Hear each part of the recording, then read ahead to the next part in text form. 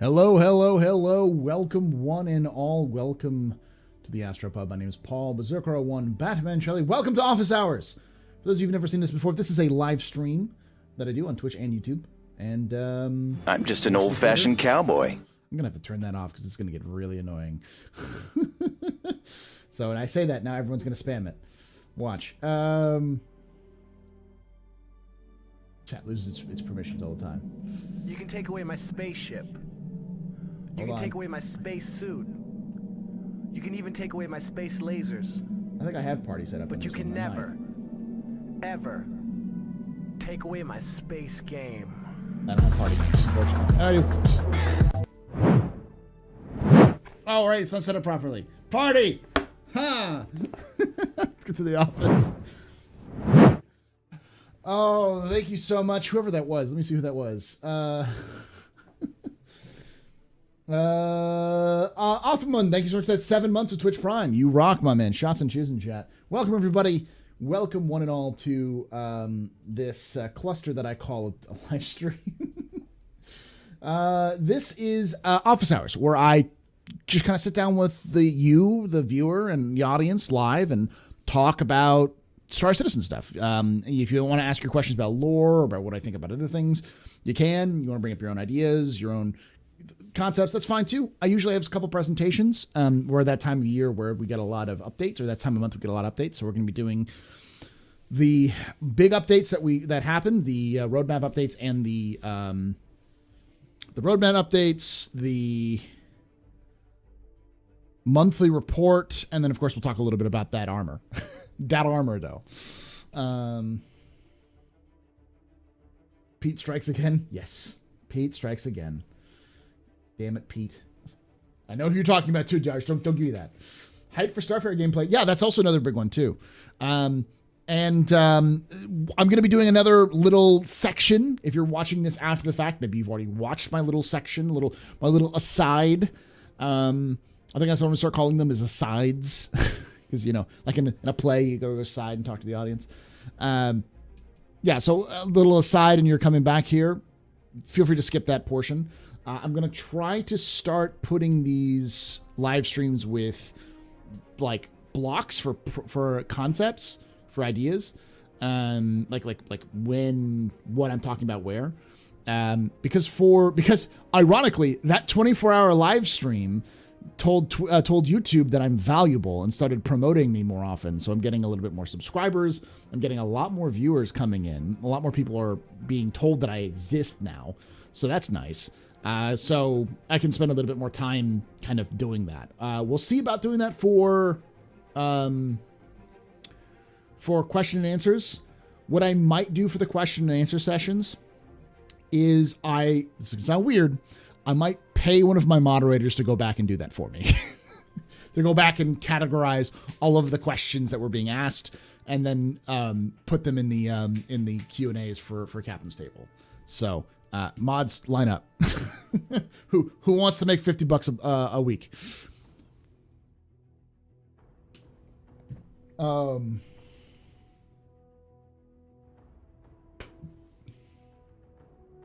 welcome, Exeter Vix, J Bird, Bandcorp, Lord Coy, Riddick, Papa Hefe. Papa Hefe is going to be on us on the Captain's Table this week. So he'll be joining us with, who is it? Algrid and Space Gamer. No, Space Coder. The Space Coder. So it'll be an interesting conversation. Father Disaster, Darj, Zark, Omega, Thessalpe, Deranged Imp, Thrud, welcome everybody. Heart of Hearts, Stuart, Farrick, Angel Bond, welcome. It's a Gift. Which Space? Evening Lore Master hadn't fell out 30Ks. Good evening to you too. Sparky Killa, welcome back.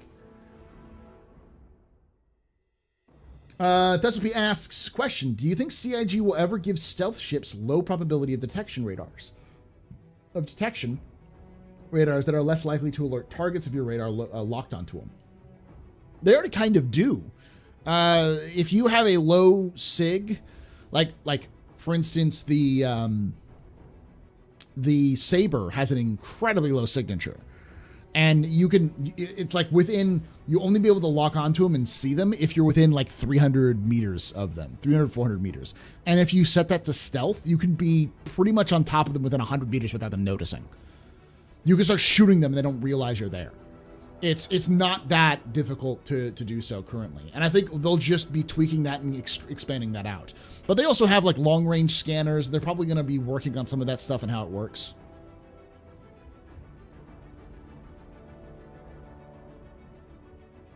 Paul, should I join Execute? If you want to, I'm going to get DG360 to come on. People have been asking for the games. I guess it's just DG360 now to come back on. He was on a couple of Captain Stables way back in the day. So I got to reach out and ask him again. If he's watching, hey, the games, come watch me. Come join us. Talk IAE with Execute. I mean, your target not knowing your radar locked. I don't think so. I think you'll always have a radar lock notification because you need to have some balance with gameplay. You're always going to need the ability for someone to say, hey, we see, oh shit, I'm being locked, you know.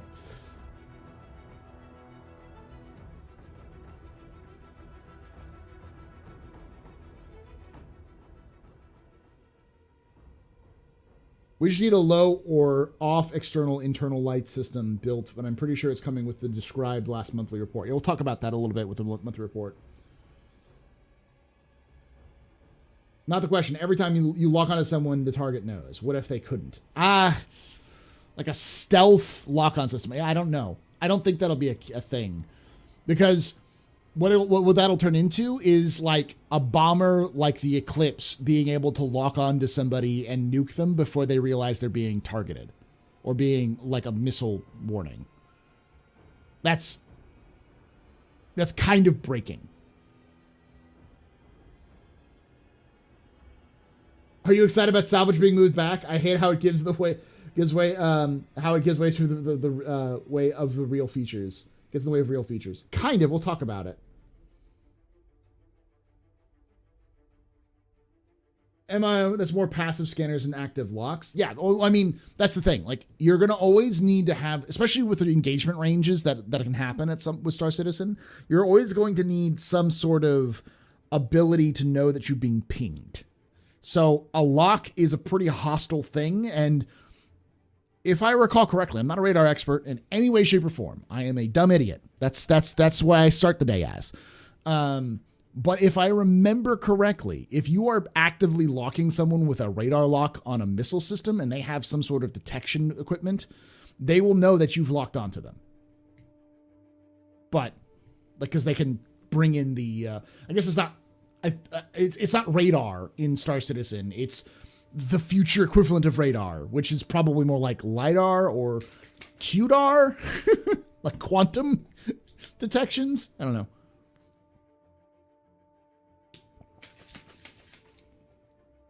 Low probability of detection. Ask IRL. IRL is always a weird comparison though, because it's the same question as like night vision. I've heard this. People have asked this on this show before about night vision, where they're like, "Why don't we have night vision and thermals?" We have that today. The answer is game balance. It needs to work in the game in a way that is balanced, that is not just going to give someone an advantage. See, like Arma.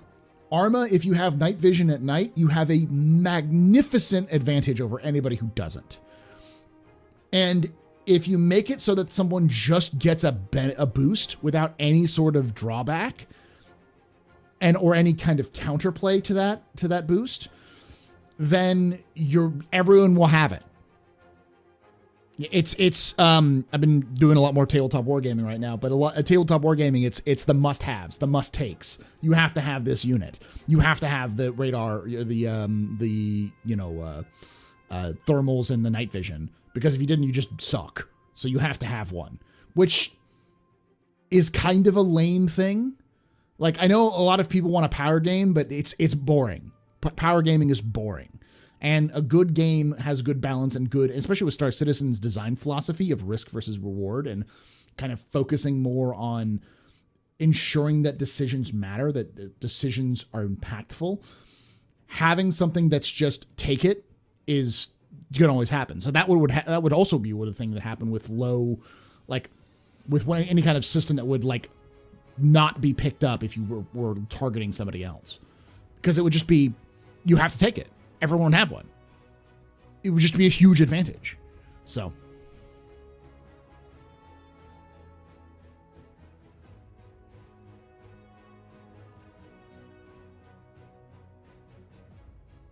What if night vision became so ubiquitous that every ship has it? Then what's the counter to it?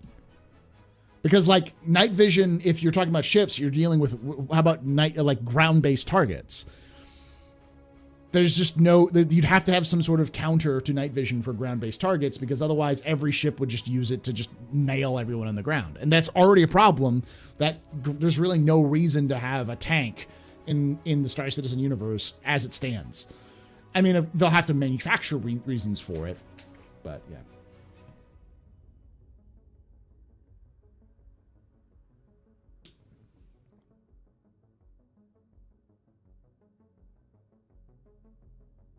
Must-takes in tabletop war games are typically a sign of bad/poor game rules and give the illusion of depth in what's typically a relatively shallow game too. Yeah, but I mean, it's the same thing in video games.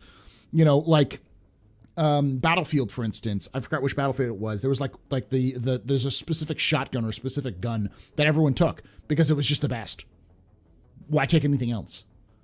If it's the best, fuck you, you know? And that creates unfair or unbalanced and boring gameplay. So, like, the reality is you need some sort of counter. And when you're getting counters to counters because you want to create a gameplay loop, you're getting into weird, complex, you're adding complexity to a gameplay loop that doesn't need to be complex.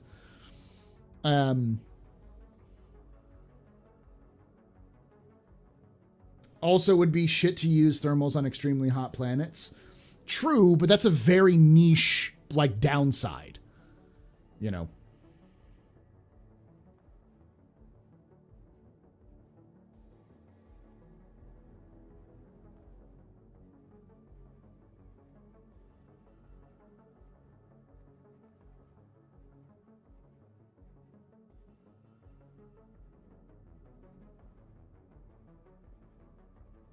Thermals, NVGs must be in game. It's about being rewarded for preparation. I disagree. I disagree entirely. They don't have to be in game. Saying that someone should have a straight up advantage that has no downsides just because they're prepared is like saying someone should have a straight up advantage for having a battleship because they have money. Same concept. Because they have it, they have an advantage. That's bad gameplay. It's just bad gameplay. I think if they developed ways of getting around it, or a meaningful sacrifice, meaning you're losing something by taking the NVGs or the thermals, or the thermals and NVGs are separate, and then you have to, if you take them, then you have to lose them, or they're exterior tool that are not built into the visor, but you have to do it, or like you have to hold up to it if you're like on foot, and if you're in a ship, you lose some scanning capabilities by having them. Maybe there has to be some meaningful taking, and there also has to be some meaningful counterplay. Like, for instance, suits have the ability to camouflage essentially from night vision or from thermals, so that you can't really see them. If you're seeing them in person, you can see them, but if you look through night visions or thermals, they would look like background noise, something like that. Would make sense. You would need some meaningful choice and counterplay, not just, I have an advantage, fuck you, because I have money, or I was smart.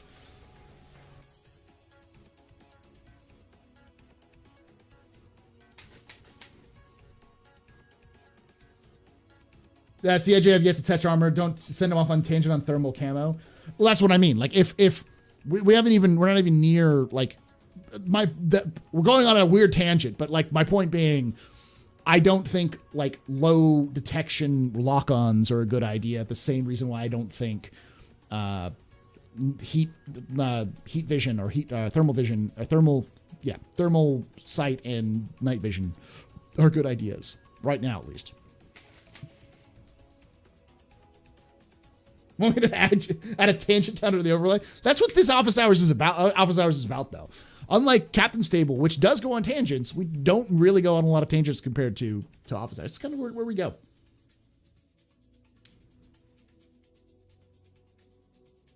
Battlefield 4 Hardcore Nightmare. Yeah. Same could be said about someone who has nothing but time so they can get everything. Well, that's the thing. It's like, not really.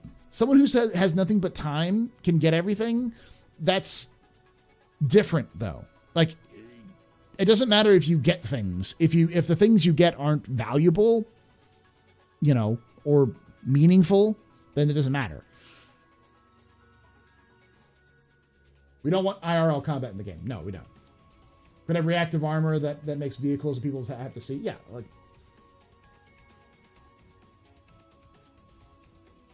Modern IRL combat is not glamorous. It's not fun. It's quick, fast, and unfair. Yeah, I mean, war is war. War is designed to be absolutely brutal, efficient, and you're supposed to kill the enemy before they can even see you. That's not what Star Citizen is about. Star Citizen is about World War II in space and similar kind of concepts on the ground. So, hey Paul, just tuned in. Big ups for the content, brother. I hope they go with the Arma style for combat and don't simplify it too much. Yeah, I agree. I that's why I don't mind the current UI system. I know some people, I saw a lot of comments of people saying it sucks, I hate it. I'm like, it's fine. Like, it's like, I think it was Rainmaker, who I know who watches, hello. On Reddit, post a meme which is like, essentially insinuating that Tarkov and No Man's Sky have better UI than Star Citizen. I'm just like, no. No Man's Sky UI sucks. It's terrible. It's faux Destiny UI, and I don't like Destiny's UI. And Tarkov's not bad, but Star Citizen isn't too far from Tarkov without like the bags and bags and bags stuff, and it kind of does. And Tarkov itself, I mean, is 2D compared to the 3D of Star Citizen.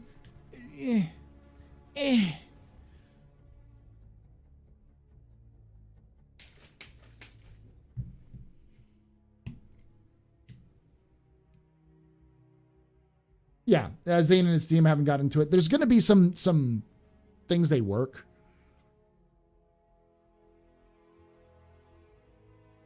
Yeah, at the end of the day, I don't want them to spend too much time on the inventory UI more than making it functional. Making it functional and making it work for what it needs to be done.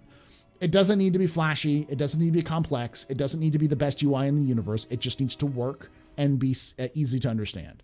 And what they have right now is more or less intuitive. There's a couple of things I'd like for them to change things, like double clicking to unequip.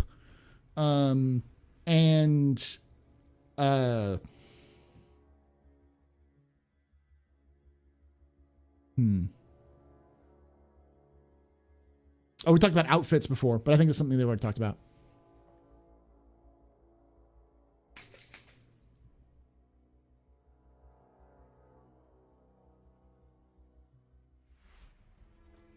I hate the HUD. I would like to be able to turn it off. I agree with that. I think there should be a way of just turning off the HUD. Just having it turned off. But first get Salvage in the game before trying any night vision thermal mode. I don't think anyone, like we get on this tangent and someone always brings up, it's like, I don't want them to work on this. I want them to focus on this aspect of the gameplay. It's like, no one's saying they should be doing night vision and thermal mode right now. And anybody who is living in some sort of weird parallel universe where Star Citizen's further along than it is currently. The reality is that there's still a long way to go before they even touch some of those things. But it's not bad to speculate, especially since there's enough people who play first-person shooters who are looking forward to Star Citizen and the first-person shooter part of Star Citizen that they want to kind of help guide CIG into what they want to see. Noodles McGee, thank you for that 6 months of subscription. I'll be happy when the chat box is less irritating. Yeah, oh yeah, the chat's weird. I don't like the chat. I'd like it to be more, what's the word for like it being in fiction? Diegetic, I think. Yeah, I'd love for the chat to be more diegetic.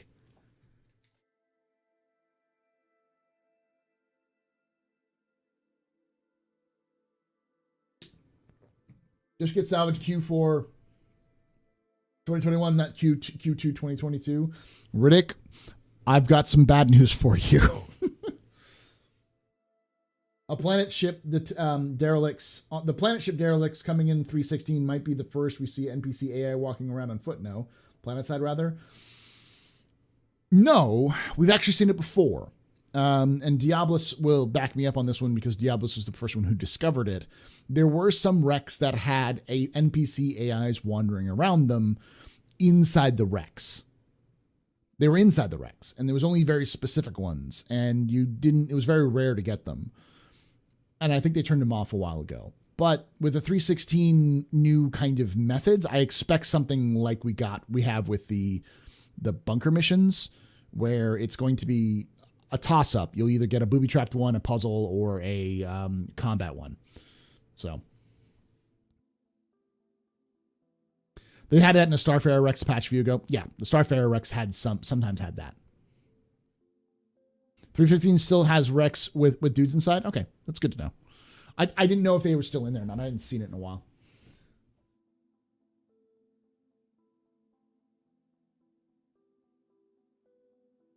It wasn't 316, it was 317 that allows for NPCs to transfer. And we'll talk about the updates here shortly. I do want to do a little bit of a aside, is what I'm calling them. I call them experiments. They're still kind of experimental. We're going to do a little aside, and where I'm going to kind of be recording something specifically for YouTube. If you're watching this on YouTube after the fact, you can skip it if you've already seen this. But the idea is to get a little segment. It's about like 10 minutes long of just me talking, and then put it up there to try to get people to watch the full videos, because we can talk about those sorts of things. Question, what are your thoughts on the taxi missions? I fucking love them. Please, God, give me more. How are you doing today? Hey, Rough Galaxy, I'm doing good. I'm a big sucker for tactical stuff in game. I am too. I like it, but I also like just fashion in general. I like like stuff in game. On tangents, Astropub, the Dune trailer had lots of different iterations of scenes that were in the movie, but in the movie, many of them played out differently. Conspiracy theory, Dennis V engineered the trailer this way to have us watching to be meta, having future sight. Paul has seen possible futures. Oh, possibly. I haven't seen Dune yet. I've heard good things about it. I know what Dune's story is, so I'm not concerned about it. But I've been wanting to watch it with Cam, and Cam's been like nothing but busy or tired. And, you know, Dune's not a movie you watch when you're tired. So I may have to just watch it on my own if she's just zonked out. I have it because I have HBO. I have the HBO Max or whatever it is, so I can watch it at home. I will at some point. It's a bit longer answer, but hopefully Astropub will provide the answer for you. Oh, I didn't see where he said memes aside. Oh, memes aside, why has Salvage been kicked down the road so consistently for so long? We're going to talk about that today. That's what I'm going to do right now. Question, with the taxi missions coming up, do we see Genesis Starliner show up? Disco has very heavily insinuated that they're on that path. I'm sure Disco is very keen on finding that out because that's his baby. So that's not to say that Disco Lando has said that they're working on the Genesis, because the first thing Disco Lando will say is, what I know is what you know. And if Disco Lando hasn't said anything about it, it isn't being worked on. But he has said that there is some movement with that, which he's happy about. So, all right, so let me do the little asides here. Let me turn this off and turn it back on. And starting. Hello and welcome to these, I guess I'm calling them asides now. These experiments where I take sections of the office hours or weekly office hours live stream to do a little talk, a little lecture, as it were, talking about Star Citizen lore or Star Citizen's development. And I wanted to talk about something that's kind of irked me for a while. And, well, let me just go to the presentation so you can see. And that's Salvage. Great meme. I forgot who is someone on Discord posted this. But it's, I think, a good kind of thing. A good way of expressing it. But Salvage. So for a lot of people, for a long time, Salvage has been this thing that keeps getting kicked down the road. It's a can that keeps getting kicked, that CIG keeps putting out there, and it's become kind of a joke. And now that Salvage has been officially moved away from 3.16, where it is currently, to Q2 2022, a lot of people are going, there it goes again, CIG never releasing Salvage. And I'm here to tell you that this is the last can kick, or at least the last significant can kick. Let me explain. This up real quick. So, go back to the presentation real quick. This is a roundup from September 3rd, or September 8th, which has a specific reference to Richard Tyer's video, his Star Citizen Live appearance, where he talked about how the core gameplay pillar team has shifted gears away from Star Citizen being the primary focus and focusing more on Squadron 42 release, and specifically any gameplay features to be entering Squadron 42 first and then getting ported to the PU. Whereas before they would just drop a tier 0, work on it as it goes along, fix it up in Squadron, and then kind of port it back over to Star Citizen. Switching gears away from gameplay being added to Star Citizen first to gameplay being added to Squadron 42 first. Now, this is important because this means that and I put that in gigantic quotation marks because this is still CIG we're talking about, should be getting more fleshed out and more well-rounded gameplay content when it releases. But that means we're going to have to wait longer for gameplay to come out, which hopefully means it's less buggy. It doesn't mean it's less buggy, but but it means at least it's more full. So the reason why they kicked the Salvage can down the road this time was pretty simple. 3.16 is coming out at a time that is bonkers. It is currently November 4th, 2021. 3.15 has not finished yet. So it might be coming out today or tomorrow or next week, but soon. And they're going to release they have to release another patch for the IAE, which is coming out on November 19th or November 20th. I think it's November 19th.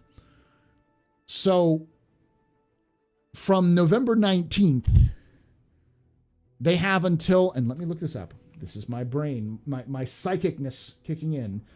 I can tell you that Star Citizen 3.16 will release between December 17th and December 23rd, 2021. Probably more like December 17th or that weekend. Why? Because CIG goes on a 2-week break during the holidays. So, why is this important? There's no way they were going to get any kind of major gameplay stuff done in that month. And especially since they've changed gears, they knew that Salvage wasn't going to make it back in September. They just didn't know exactly where it was going to land. So this is important because in the previous years we've seen Salvage get kicked. It was never hinted at. We never got anything that said Salvage was even close to being finished. It was just on the roadmap, and it was usually the first thing to get cut by like July. This is the first time where we're seeing significant progress towards elements of Salvage, which are very important for Salvage to come in, being added. Things like persistence, things like inventory systems. We're getting an entire rework of cargo refactor, which is coming in soon. And we actually have a salvage ship that this is the first ship that they're introducing into the game with the mechanic being fleshed out. Because they've said in the past that they're done releasing ships because they're done, but releasing ships and working on ships specifically for gameplay that they're built for. So this can kick to Q2 2022 is the final can kick for Salvage. I think it might slip a little bit more into Q3 2022 just because things happen. But I think this is the end of that pushing. And on the bright side, we're not just losing salvage. We're getting a bunch of other things. Let's take a look at that real quickly, which we'll go over more in depth here in a moment. We're also getting derelict spaceships, different varieties of derelict spaceships, similar to how we're getting bunker missions in 3.15, mining gadgets, ship-to-ship refueling, a new Dying Star map, an update to Gravlev, new DNA, and yeah, those are the ones from 3.16. And in 3.17, we're getting selling items in shops. This is important for salvage because you need to be able to sell the components you salvage off of a ship in order for salvage to matter. They're putting that in 3.17. It's something they've been talking about for a long time, but it's going in there. Then they also have the Drake Vulture coming in 3.18, which is probably when they want to release salvage. So there's not just the removal of salvage, it's the addition of other gameplay features, many of which are going to connect directly to salvage as a gameplay. So those of you who are lamenting that salvage got kicked down the road, or just looking to get mad and getting angry, or just laughing that CIG moved salvage down the road, this is probably the end of the meme. This is the last time you will see this get kicked like it is. Probably. By that, I mean, I don't think it's going to get kicked further than CitizenCon 2022. But tell me what you think. Do you think I'm insane? Do you think I'm right? Do you think this is a good thing, a bad thing? Let me know in the comments below if you're watching this on pre-recorded on YouTube. Make sure you watch the full review or the full broadcast that we're doing. It's probably 2-3 hours long. We're going over all of the updates from the roadmap, and we're going over the monthly report to kind of break down all of these updates for you. So join us there, a little bit more freeform, talking with chat, those sort of things. Good to listen to the background at the very least. Thank you for watching. Make sure you like, make sure you subscribe if you like these kind of contents, and let me know if you like to see these little asides in general. Thanks so much, and like I say every time, hope to see you someday in the black.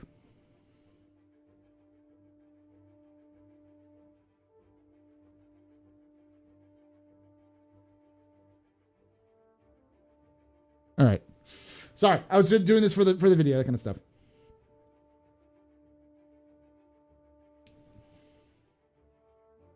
But my breath is hyperbole here.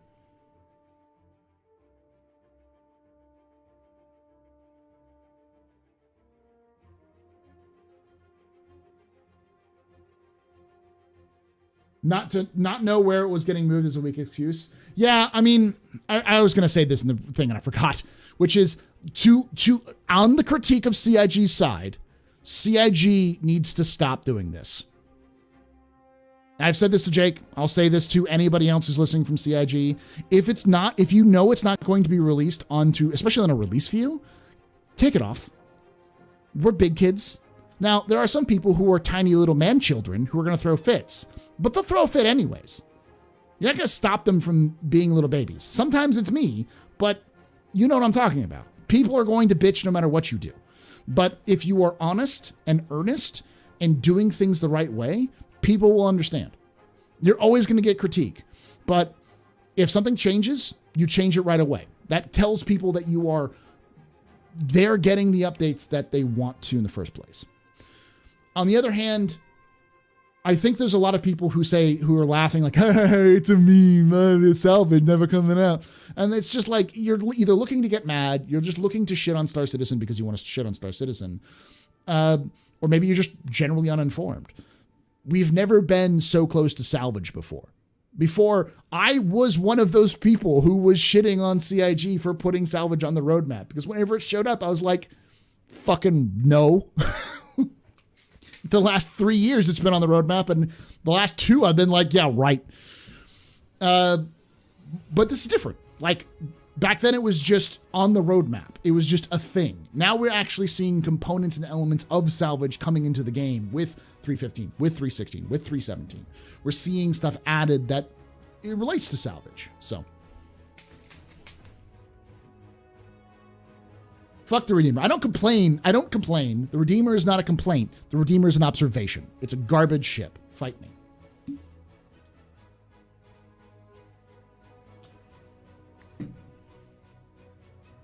Dynamic door alignment. Yeah, it was pushed, but as we can actually look, let's take a look at the.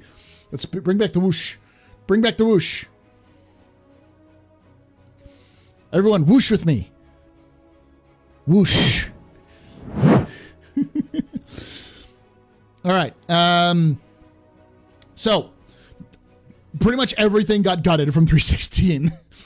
I also called that everything in 316 was going to get gutted. Shield emitters gutted. Actor tech weapon gutted. Prone, slide, door alignments, everything gutted. 316 was completely removed from what it was before.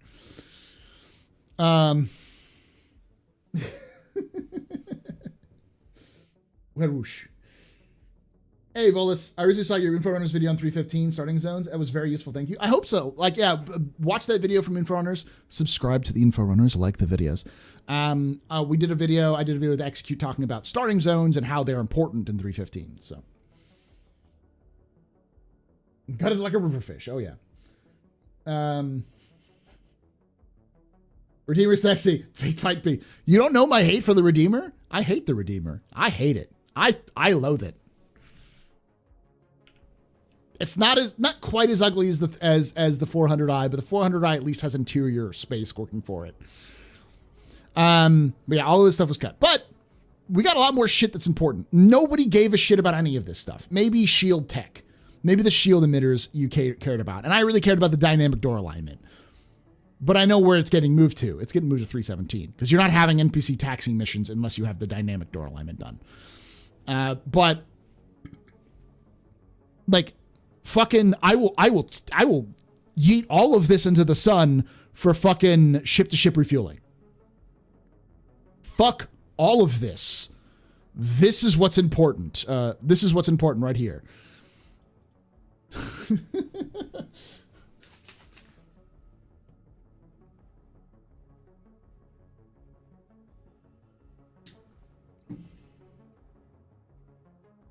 The Redeemer is entirely community made. Well, it's been updated by CIG, but the frame is community made.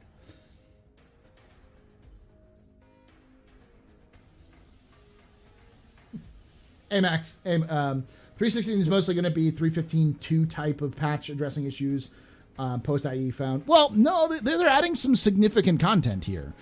This is the first time I think we're seeing the actual the two teams, the unsynced teams working together. What do they call it?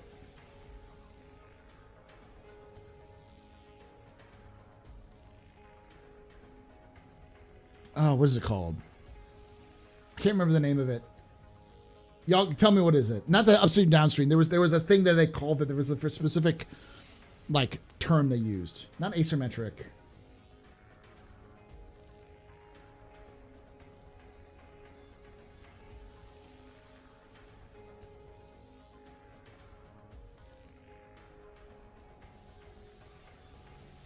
Staggered. Thank you. Staggered development. I think we're actually starting to see staggered development work. This is the first time I've seen it visible, at least, where we're seeing content that's being finalized or being discussed openly before the fucking patch drops. Before 315 drops, we're getting 316 information, which is good. Explain my problem with the Redeemer. I've explained it so many times, but I'll do it again. The Redeemer is a fan-made ship. I don't think it belongs. Its style does not belong with Aegis at all. I think there's a couple of changes that could make it much better. Lengthen it out a little bit, make it not so fat. Make it a little bit smaller. Change the engines around, because fuck the engines. Or change the entire manufacturer from Aegis to some sort of hybrid Asperia ship. I also don't like it because I think it was the weakest contestant of the finalists for the next Great Starship. I think the Boomslang was the second weakest, but those are the two ones that won. The third place one, which was the Brutus, Shimmy Pan's Brutus, was better. It was just hands down a better ship.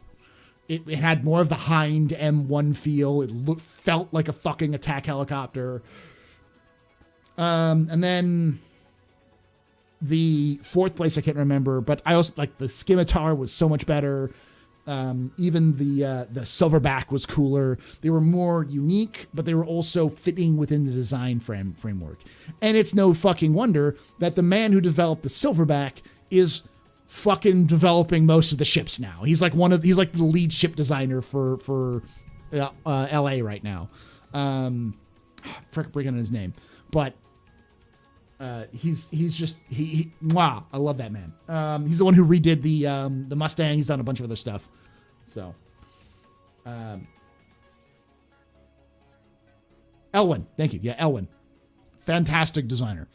I'm glad that CIG grabbed him because he was fantastic. Top 4 vote of a community in the final should have been selected by CIG, not the community. Yeah. I feel like if CIG had the decision, I feel like the Shimmy Pants team would have won. And I feel like the Silverback would have been number 2 with the Boomslang number 3 and the Redeemer number 4. Though I do think the Redeemer has its fans inside CIG. But I don't think Chris is one of them. just based off of how long it's taken for that thing to get released.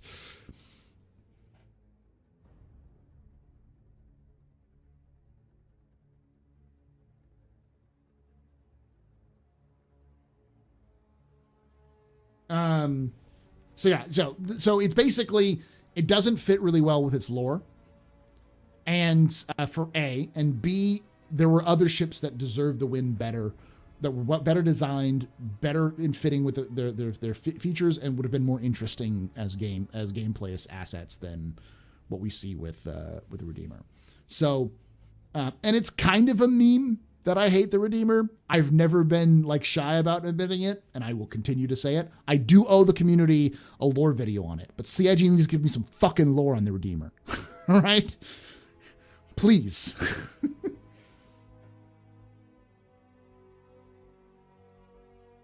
Well, yeah, just add all the TNG ships and Star Citizen, easy peasy. Actually, they kind of have. If I remember correctly, the next great starship came out in like 2015, I want to say.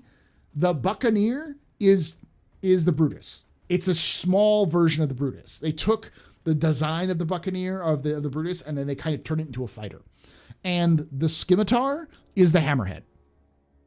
The concept of the Scimitar, its design, its shape, language, everything, is the Hammerhead.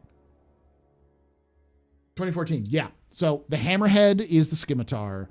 The Buccaneer is the Brutus. And I wouldn't be, I'd have to go back and look at the Boomslang, but, you know. There's no K in Scimitar. I know it's Scimitar, but they pronounced it Scimitar. So, because they're German, so we're saying Scimitar. I am going by the artist's desires there, Darsh. Is there any lore on the Argo cargo? There is. Let me go back to the presentation or office report. The Argo cargo is actually built off of an older frame, which was called like the cargo vessel. I can't remember the name of it. Let me look it up real quickly because it's actually got some lore behind it.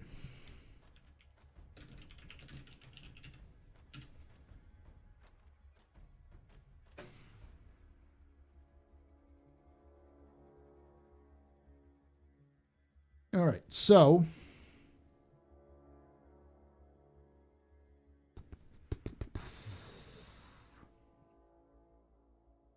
it was called the Orbital Utility Craft.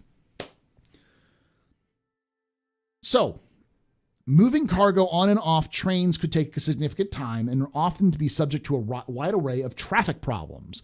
In order to streamline the process, Argo sought a way to control the transfers themselves. So Argo started as a maglev train repairer, and then they started they took over the maglev business.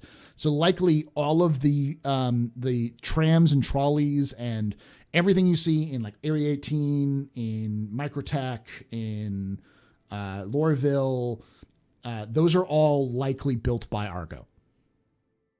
Because that's just what they do. They built all of the trams and trolleys in the verse. But they were having a problem because they mostly did shipping stuff because they wanted to try to keep the cost low and keep the time to be at least somewhat competitive with orbital, suborbital hops. They realized the real bottleneck was loading and unloading trains. So they needed a way to unload trains and get that cargo to stations.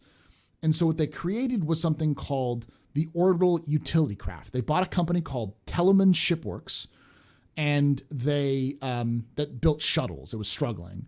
And they retrofitted the shuttles to create a orbital tug. It was designed to pick up cargo and yeet it into orbit, get it into orbit, and drop it off, and then continue to go back down. To be cheap, efficient, and quick. To just try to keep things flowing. And it was so popular that they were doing their best to, like, people were like repairing old OUCs or using OUCs until they died. They ran them into the ground and then tried to rebuild them from scratch because they worked so well. Because they were just so good at their job. They were rugged, dependable. They did what they needed to do, and people loved them. And so in 2665, or sometime before 2665, there we go, 2619. So in 2619, they created the Argo Multi-Purpose Utility Vehicle to replace the OUC. And the MPUV was designed as a replacement for the OUC to be a bespoke drink, to be a purpose designed. It was designed to be flexible. It was designed to do the job it was supposed to do. Whereas the OUC was just a retrofitted shuttle, just a slightly changed shuttle. So that's the MPUV. It's a really old ship in the universe. It's also like the fourth ship ever designed by Star Citizen. So yeah, Argo is almost as old as RSI. It's like the second oldest ship company in the universe.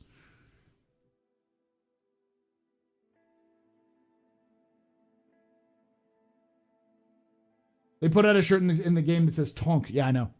It's funny. Because that's it's Banu. The Banu shirt. What do I think of the Misk Odyssey will look like? Bulbous and filled with scanners. Something more like this, the Starfarer.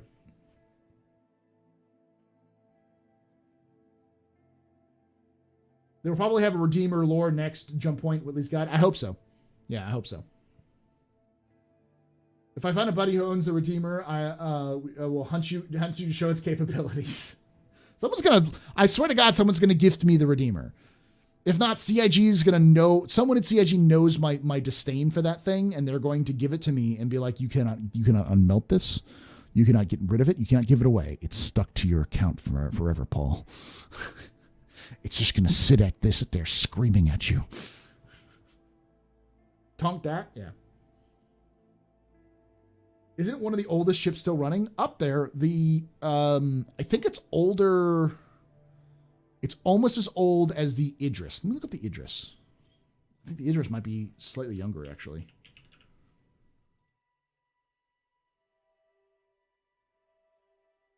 No, Idris was introduced in 2551. And I think the Gen 2 Idrises came out around the same time as the MPUV. The MPUV was built about 100 years after, or a little less than 100 years after the first Idrises. But the oldest ships in the verse are in order: the Perseus, the Retaliator, the Idris, the Gladius, the Argo Cargo, or the Argo MPUV. And then I lose the track after that. But as far as we know right now, it's like the fifth or sixth oldest ship in the verse. When the cargo refactor comes with the whole C, Paul could legit do a zero to hero doing cargo movements. Probably will. The point of the zero to hero was that account was originally to just do nothing but like to sell the ship and then do multi-crew ships, just work on other people's ships. So they didn't know who I was. Just finding random people and being like, "Hey, can I work on your ship? I need money." And then doing adventures by like being hired with other people. Perseus is the oldest. It's older than the Retaliator. It's older than the first Tavaran War. It came out in like 2512 or something like that. It's ancient. They stopped building them. Like they were mothballed, and there was a couple that were brought back into service because of the Vanduul War, and because of the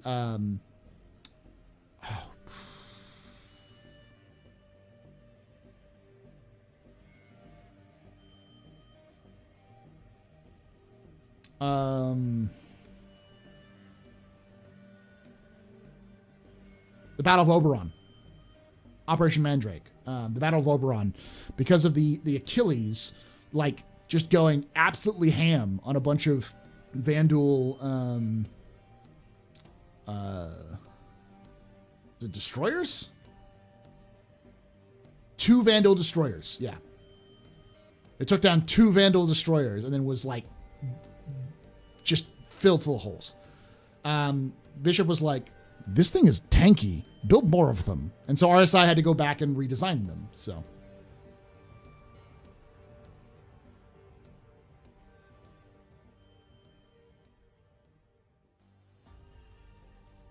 2520. Yeah. There we go. Yeah. That's right. Yeah, late 2520s. The first Varan War was 2540. The Retaliator is just before the first Varan War.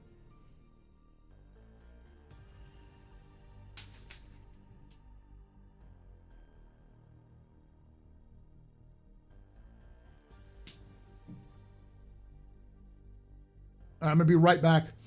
In the meantime, enjoy this quick ad. I'll be right back. Don't go anywhere.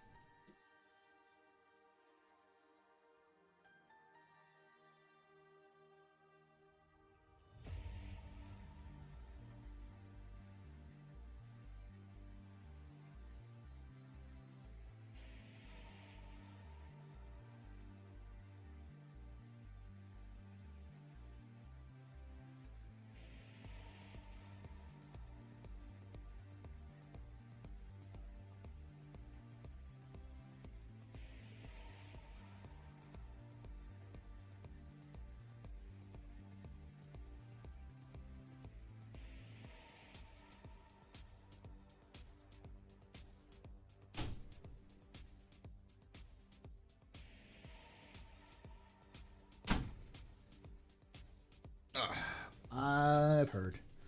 I'm back. All right.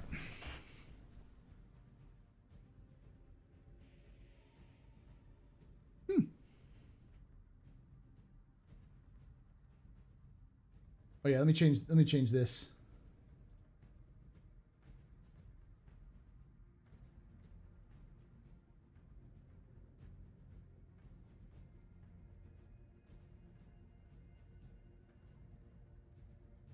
There we go.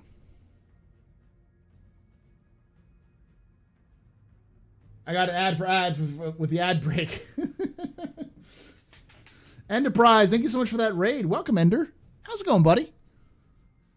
How's everything going? Like last time I talked with you, you had that huge flood. Welcome, everybody. There's some chat for that. There was no ad, my friend. Oh, it's on YouTube. It's on Twitch. And those who are watching on YouTube after the fact, there'll be an ad there. So, pain, terrible, unreal. Yeah, it's bad. Is it 30K? Is it still 30K hell? Welcome, everybody.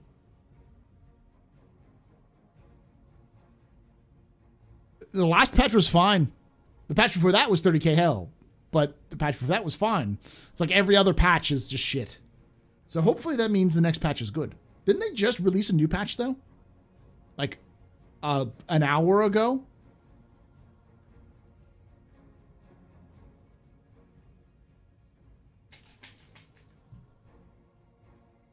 It's also 30K hell? I'd give it a few hours to see, because it could be a server issue.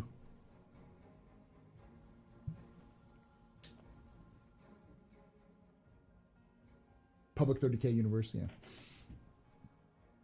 Chair stream, yeah. Question, will they make the first RSI ship? Oh, the Zeus? Yeah, I think they'll make it. I think what CIG will do is they'll make the Zeus exterior for a museum. It's funny because there was somebody who's asking if they were going to like expand the landing zone so they're not just like a strip, like the landing pad in a city block. And I think a lot of people don't realize that outside of Stanton, they have some significant stuff. Like Like Mars has multiple land points, like markers. One is like a memorial to the first Martian colonists who died, and I think they also have the original Martian settlement, the first Martian settlement, which is preserved inside the actual city that was built from it. So kind of like an old town, as it were. So, is this in game? What do you mean, Spaceman? The memorials? Yeah, they're not in game yet, but they will. They'll be in when Soul comes in. But there's stuff like that that's in the lore that they will be putting into the game. Question: thoughts on CitizenCon 2952? I'd predict Squadron 42 date. Probably. I mean, we've always predicted stuff at Squadron 42. Then it very rarely happens, but. Yeah, like there's lots of history in a lot of these older systems. Stanton is just very new. It's kind of like Stanton's kind of like a strip mall or like a McMansion, like a housing development. It's brand new. It doesn't really have a lot of history, so there's really nothing but like shops. So it feels like a shop. They're less than 100 years old, but places like Croshaw and Redder has freaking like universities. I don't know if CIG will render every university in Redder, but they'll probably have the campuses up there. You may not be able to get into all the buildings, but you'll probably walk around them.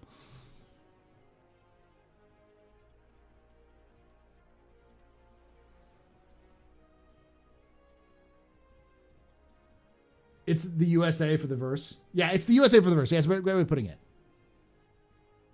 So will we have to loot security guard to get the new armor? No and yes. You have to loot them, but you don't have to go to Lorville to do that. You want a Zeus? Museums with excess floor space. Oh yeah. Mars when we get Soul. Next year we're gonna vote Redeemer for Best in Show as a meme to get back at you. Do it. 315 D patch. Okay. I've been trying to play the last patch, and it was bad, man. Okay, hopefully they'll fix it by tomorrow when I start playing it again. But bacon, yeah. Astro, hey Paul. Speaking of Soul, do you think CIG will be able to do it justice? It's the only system Star doesn't actually exist IRL. How can they make it believable? They won't. It's 1,000 years in the future. They'll just do what they did with like Area 18 and like lock down most of the airspace except for a couple of landing zones. But we're also talking like Soul is the last thing they'll add. That's like 6 years from now or whatever. It's longer than I'd like to think about for Star Citizen. Why are we just saying bacon and dropping bits? I mean, I'm cool with that, but.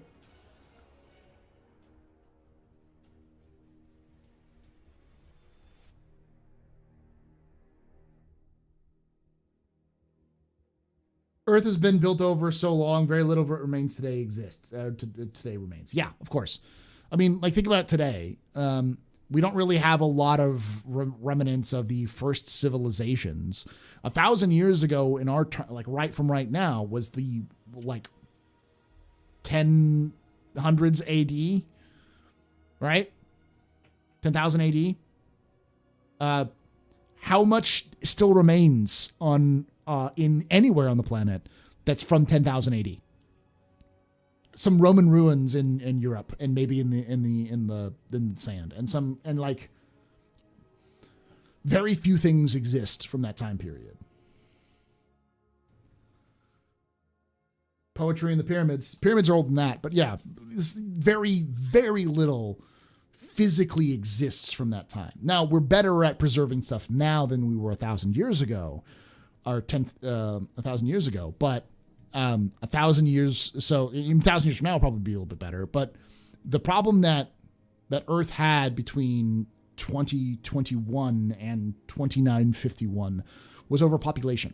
So the first 100 or 200 years of like from 2021 to about 2200 was a massively overpopulated Earth. And because it was overpopulated, they just bulldozed shit. They just like everything went. Fucking sky rises everywhere. So they were running out of usable space. And, you know, it's a bit lazy in my opinion. I think it's a little bit too pop sci-fi for me. Because if you look at the stats, we're not going to be overpopulated in 100 years. We'll probably be underpopulated. Because when civilizations reach, or first world nations reach a certain level, population drops. And we're already seeing the population drops in places like China. Within the next 10 years, we'll see the population drops in places like India. Just because it gets expensive to have kids. It becomes less valuable to have children. And so, pop. And it's consistent. It's not like one place. Everywhere that you reach a certain level of development, the fertility rates drop.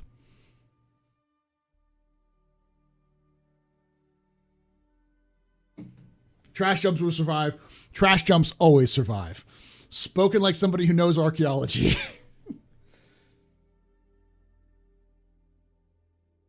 Question, any nuclear wars in Star Citizen history? Not that we know of. There was the Unification Wars, which were apparently pretty brutal, but we don't have a lot of information about it.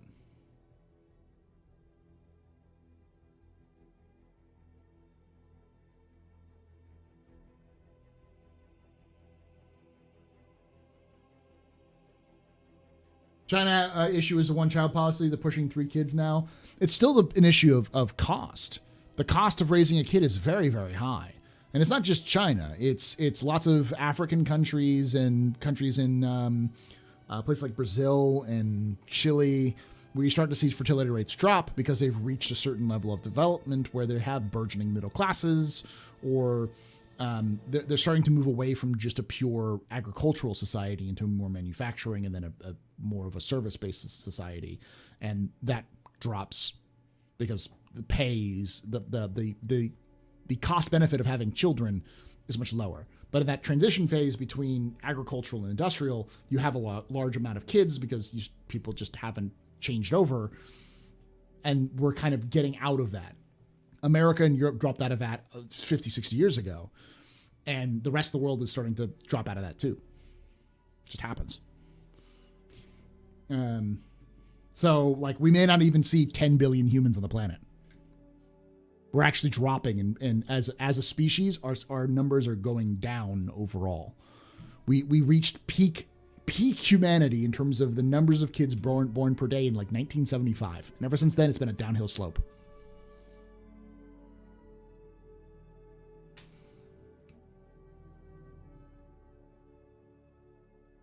The Unification War started when the Emperor utilizing Thunder Wars. Oh wait, wrong setting. Yeah. COVID doesn't help anything, no. So the Earth will be a full Coruscant ArcCorp, or will take a lot of handcrafted detail. It's going to be a little bit of both. It's not going to be full Coruscant, but it will be mostly Coruscant. There will be some areas which will have some more, like I imagine that CIG wants to preserve some specific landmarks. Uluru in Australia, maybe Mount Kilimanjaro in Africa, some parts of the Amazon rainforest, the Grand Canyon in the United States, Patagonia in South America, those kind of places. But stop saying bacon and giving me bits there, Alexis. I don't know what you mean. So I think we'll see some aspects, some major landmarks. And I think even CIG has said, like, mapping Earth isn't hard. We've had satellite images of Earth and images of Earth that have been readily accessible since the 1990s for video game developers. Like I remember the Planet Tech guy saying we could make Earth tomorrow. It's not that hard. It's just making it look good is different. And also building an Earth that is 1,000 years older is going to be different as well. So. Distressed bacon. Bacon bits, yum. Oh, I get it. Bacon bits.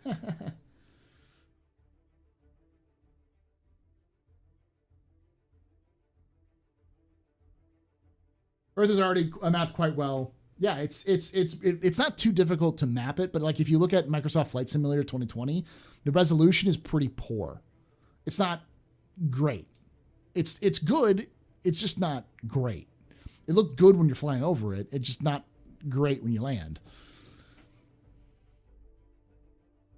So will Earth have a population still, or is it deserted in the game's lore? So in the game lore, the Earth is actually quite...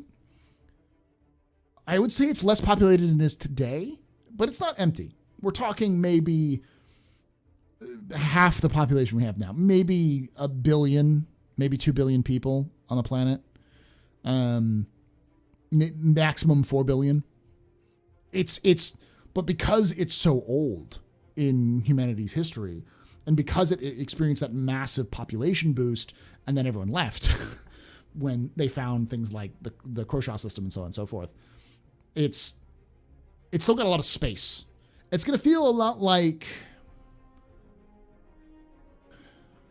I don't know how to put this.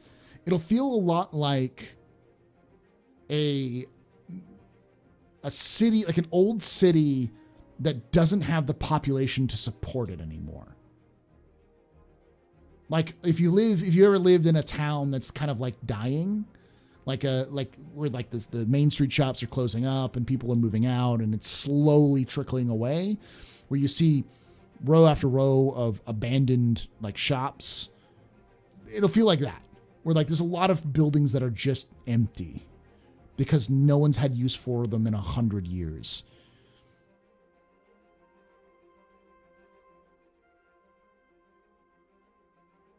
The Earth is pretty fucked. The only the super rich and super poor live there, if I recall correctly. Is that kind of like the Expanse? Kind of. You really don't have a lot of super poor people who live on Earth. Travel is pretty cheap. It's more like Washington D.C. So I guess you might have a large population, but anyone who's lived or has been to D.C. knows that DC is filled with like lobbyists, government officials, and laborers. So you either have like government people and like billionaire companies that are trying to lobby the government, and then just like ghettos, just places that were abandoned by the American government for centuries or for decades at this point, or hundreds of centuries probably. So. Like a Blockbuster. Yes, like Blockbuster. Earth is like Blockbuster in the Star Citizen universe. Question, any chance we'll see bigger bombs like the like FOAB or nuclear, hydrogen, etc.? Probably not. It would be a little too powerful. Then again, CIG might change their mind. But we're also dealing with the 30th century, so we're not dealing with like an atomic bomb is cute in the 30th century when you have things like antimatter bombs, and it was built in a swamp.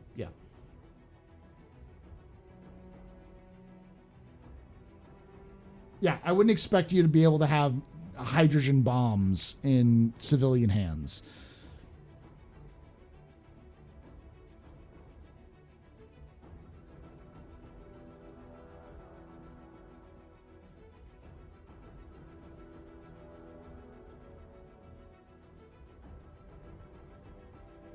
Correction, the large portions of the Earth are mapped quite well IRL currently. There are some areas that are still fog of war that hasn't been cleared owing to the last attempt to penetrate said low flow glitching out some time back, and NASA not having the funds to try it again, since unless they were able to do it again, the full thought had passed. It heard sense. Okay. I mean, the idea is that my point is that that CIG has essentially said for a long time that Earth wouldn't be too difficult. That's not really their concern.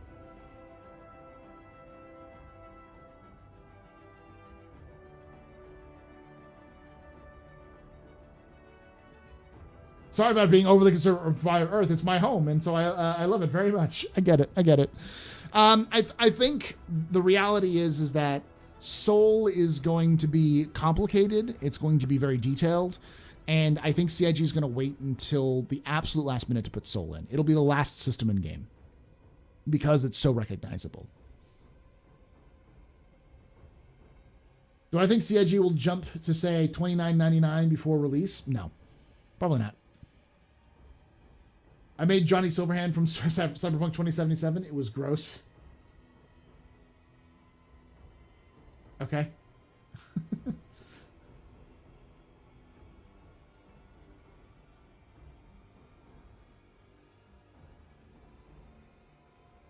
Stop giving me bacon bits, Alexis. Thank you for the biddies, though. Thank you for the $10.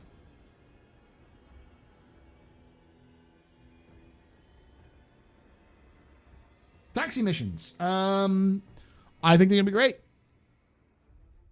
I think they're gonna be fantastic. Gives us more things to do. 900 years of population, of pollution, climate change, and technological advances. Will it really be recognizable? Probably in some places, but probably not. Question.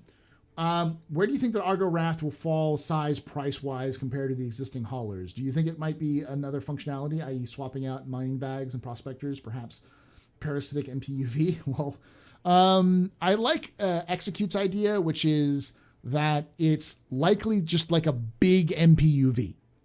It's like an oversized MPUV. Similar to how the SRV is kind of like an oversized MPUV, but it has like, it uses tractor beam to do a lot of the things the Argo Cargo and variants do. I think the Mole would likely, or the Raft will likely do something similar. And I think it'll probably be at the size of a Connie, around that size. CIG likes to hit that kind of stuff. So, thank you, Ben.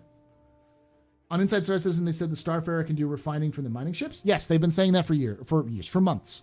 And that's something I've been trying to tell people, and no one believes me. The Starfarer is a refinery. It also has the ability to refuel, but it can refine everything, which tells me they're going to have to do some updates. But it also is going to require you to remove the mining material and put them into the refinery, which requires the cargo rework. So I don't think that's going to happen in 3.16, but I think it'll happen soon. It'll happen shortly after. Hey, Nick. How are you finding 3.16? I think it's a real good step in the right direction. Yeah, I think it's fine. As I said at the very beginning, all the things that were cut, including salvage, well, maybe excluding salvage, but all the things that were cut excluding salvage, I'd throw them away for what we're getting in 3.16. It's much better. Dependencies with dependencies, yeah. So, as is tradition, I'm going to give you my latest update for painting. It was October, and on Halloween, I painted the last.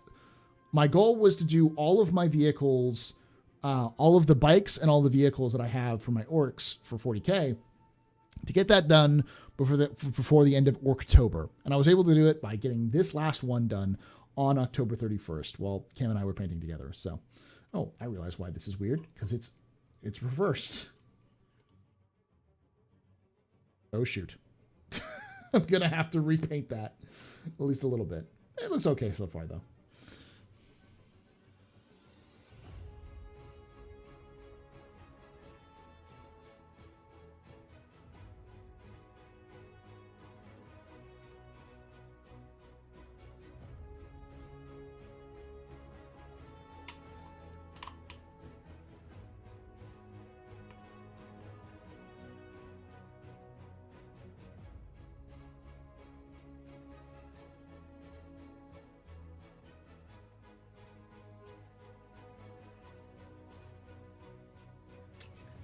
Red goes faster.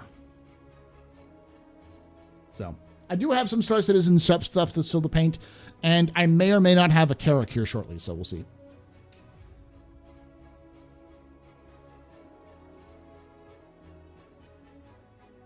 I got Axe for you.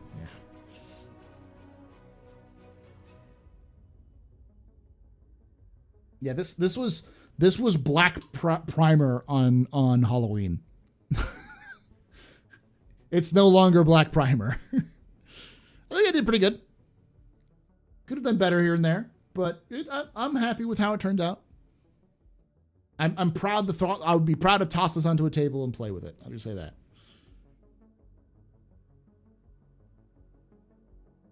I am not a professional painter. I never will win any awards, but I like doing it. So, wow, yeah, not scratch built arc vehicle, a non-scratch built vehicle's heresy. Nah. I don't have the time for scratch built orc vehicles. I might build a scratch built truck for next October. We'll see. Probably take this chassis of like a Torox and turn it into a truck. Am I gonna make the Carrack purple? Of course I'm gonna make the Carrack purple. I'm gonna try to, like, the purple that I use for the Cutlass is fine, but it's really dark. So I'm going to probably use a lighter purple a little bit for some of them. So, ooh, yeah, I do have blood for the Blood God. I do have some Riza Rust that I could probably use on this. I didn't want to go crazy with Riza Rust. It's fine for now.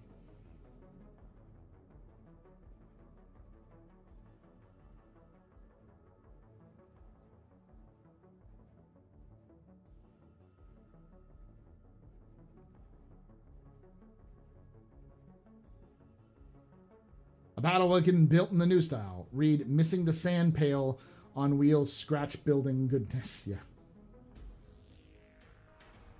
Will I paint a caricature? Yeah, possibly. Scolds for the skull thing? Yeah.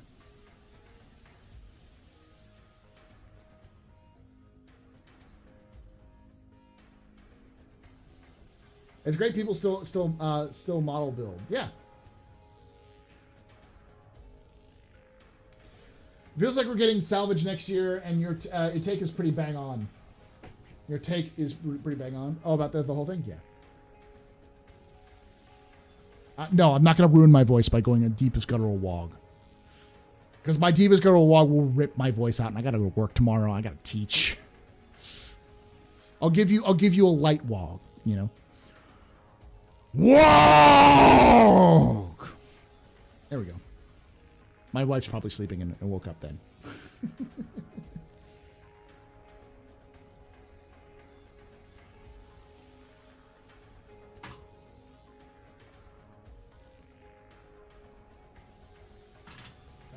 I'm breaking things.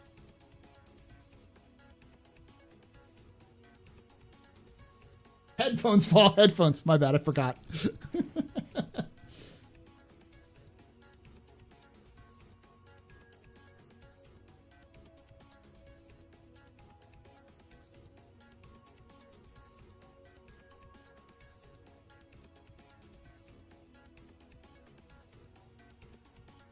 Question, how likely would it be for CIG to put Easter eggs in game like from some movies? Very high.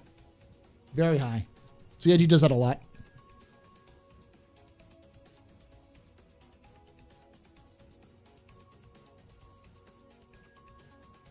How about a diorama of orcs crewing a Carrack? That'd be hilarious. All right, let's go through the monthly report. Like I like to do these. Let's go to the roadmap roundup and talk about these real quick. So,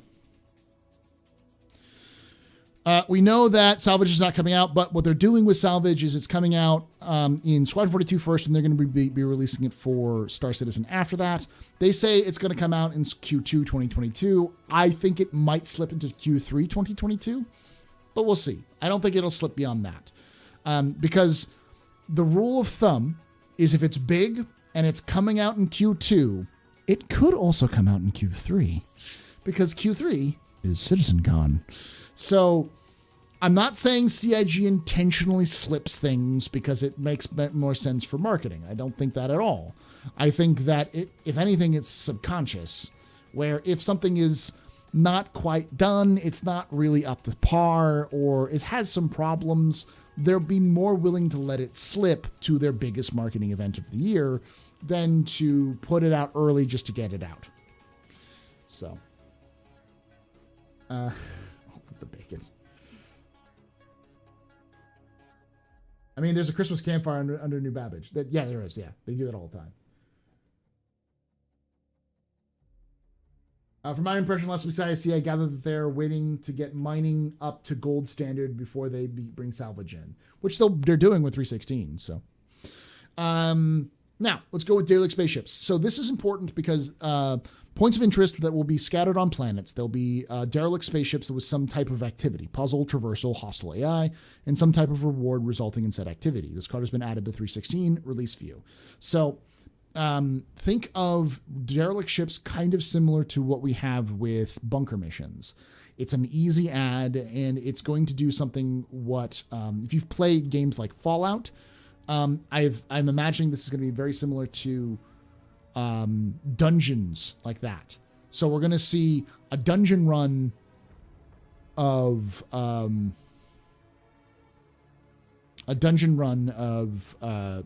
a Starfarer.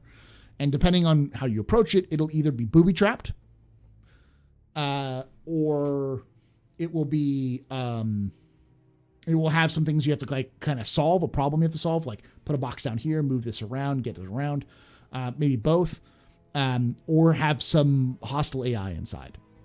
So you have to approach every wreck slightly differently because there's probably a set of like 3 or 4 separate layouts that they're going to be doing with it. I also expect it to be completely broken, but we'll see.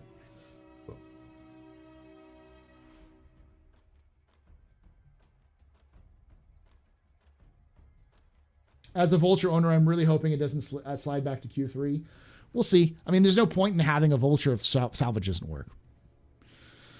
So this is a big deal because this adds more gameplay. Like derelict ships having a reason to exist adds more gameplay. And if derelict ships exist with some sort of big trunk or chest at the end of the pot of gold at the end of the rainbow, this thing you can do to get some really good loot, it's going to be good because in 317 we can actually sell that loot. So it'll have some advantages.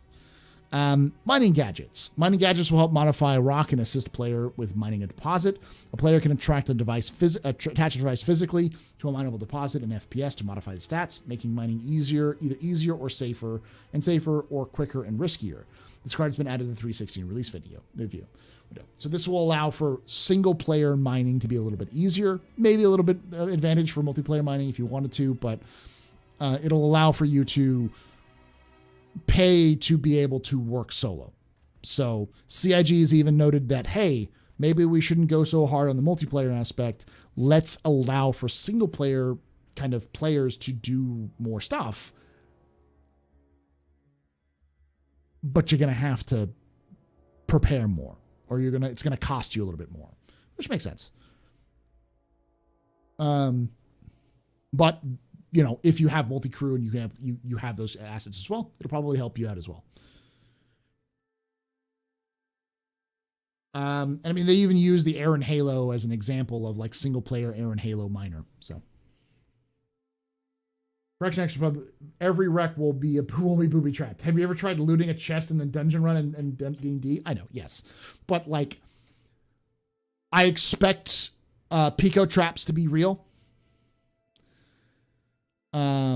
And like I expect like laser trip mines to be behind Picos and be stuck in the middle of a hallway, so you don't see the mine behind the Pico.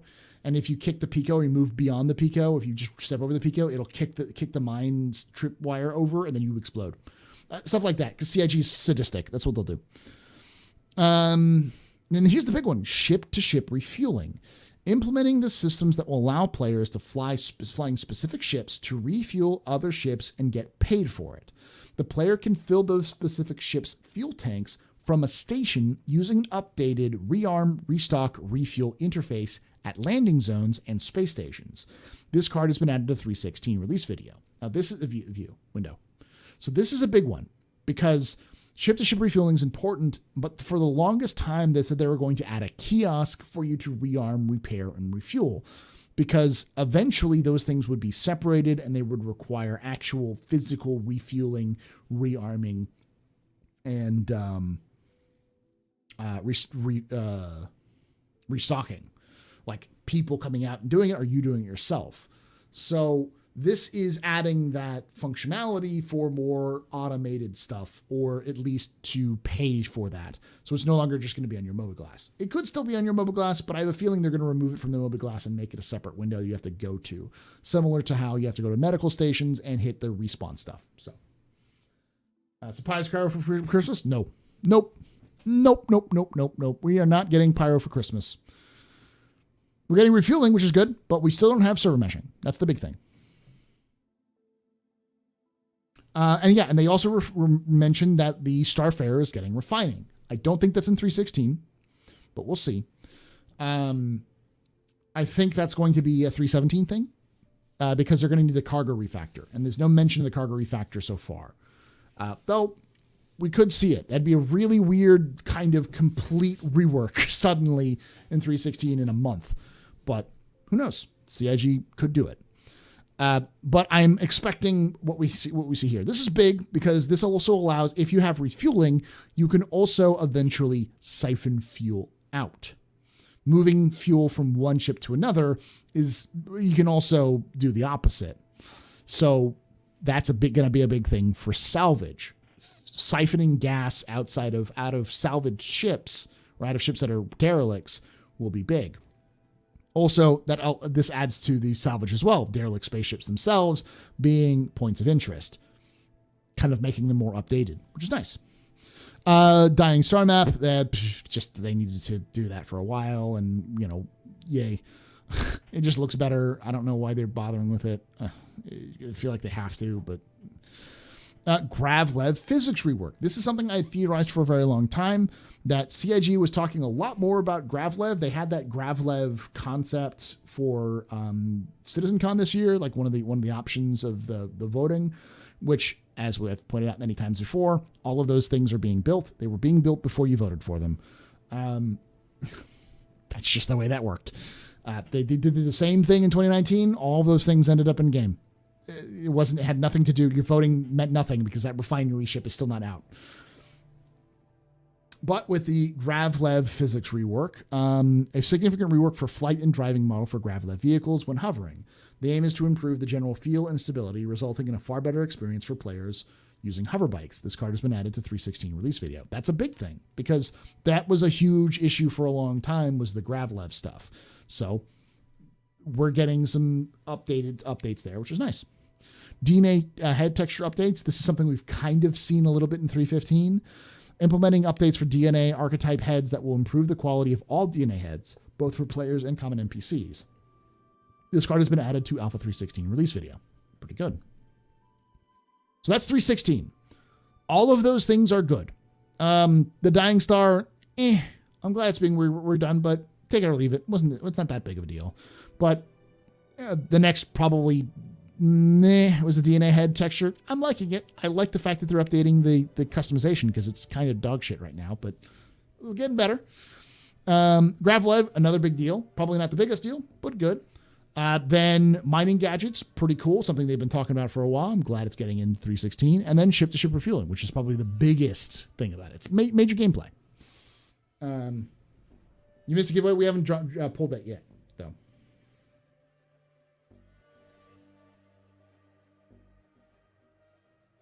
Anyone who says that Gravlev was working in 3.1 needs to see there's a clip that Salty Mike had of him pulling out a Nox, and when he pulled out that Nox, it yeeted itself into oblivion. It like shot itself straight up and exploded. And I think that was 3.0 or 3.1. No, they sucked. It was terrible.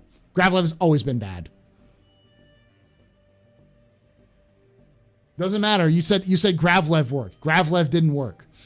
Gravlev worked for the Dragonfly. Gravlev still works for the Dragonfly. But it's just garbage for everything else.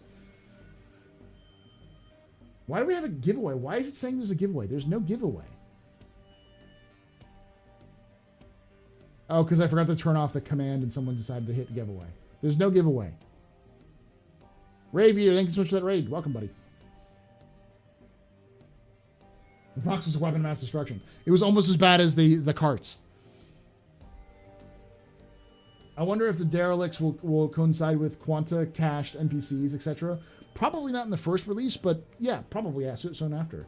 Prospector will eat you when you get back in. Yeah. Lol, Pico traps. Glad Picos are invulnerable. Yep. Who's the beat off that downvoted? What? Oh, dislike? Someone always going to dislike my video.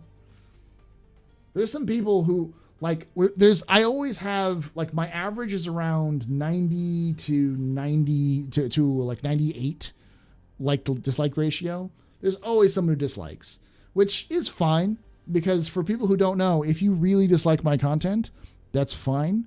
Don't interact with it. If you dislike my content, ignore me. Because if you're watching me because you're angry at me, because, I don't know, maybe you're angry at Star Citizen or whatever, and you're downvoting my videos, or you're chatting in chat or watching me, you're engaging in my content, which will tell Twitch and will tell YouTube, if you're watching me on YouTube as well, that I should be promoted. And it'll promote you more to than to promote me more to you than you think. And you'll start getting other Star Citizen video recommendations, and it'll also start recommending me to other people who are like you, who have similar watch patterns. So when you engage with a content creator, you're actually helping them. So thank you. That's just the reality. Ravier, how you doing, buddy? Give us facial hair. I agree. So that's 316. So let's talk about 317 real quickly. Selling items to shops. I have been looking forward to this for years. And in the last update, we'll see if they have anything up this update. They talked about what I've been calling the Khajiit, the Star Citizen Khajiit salesman. So in Skyrim, you'll notice that there's always these like traveling merchants. In Fallout 4, you have them as well, where they will they're wandering around. You can talk with them and you can buy and sell stuff from them.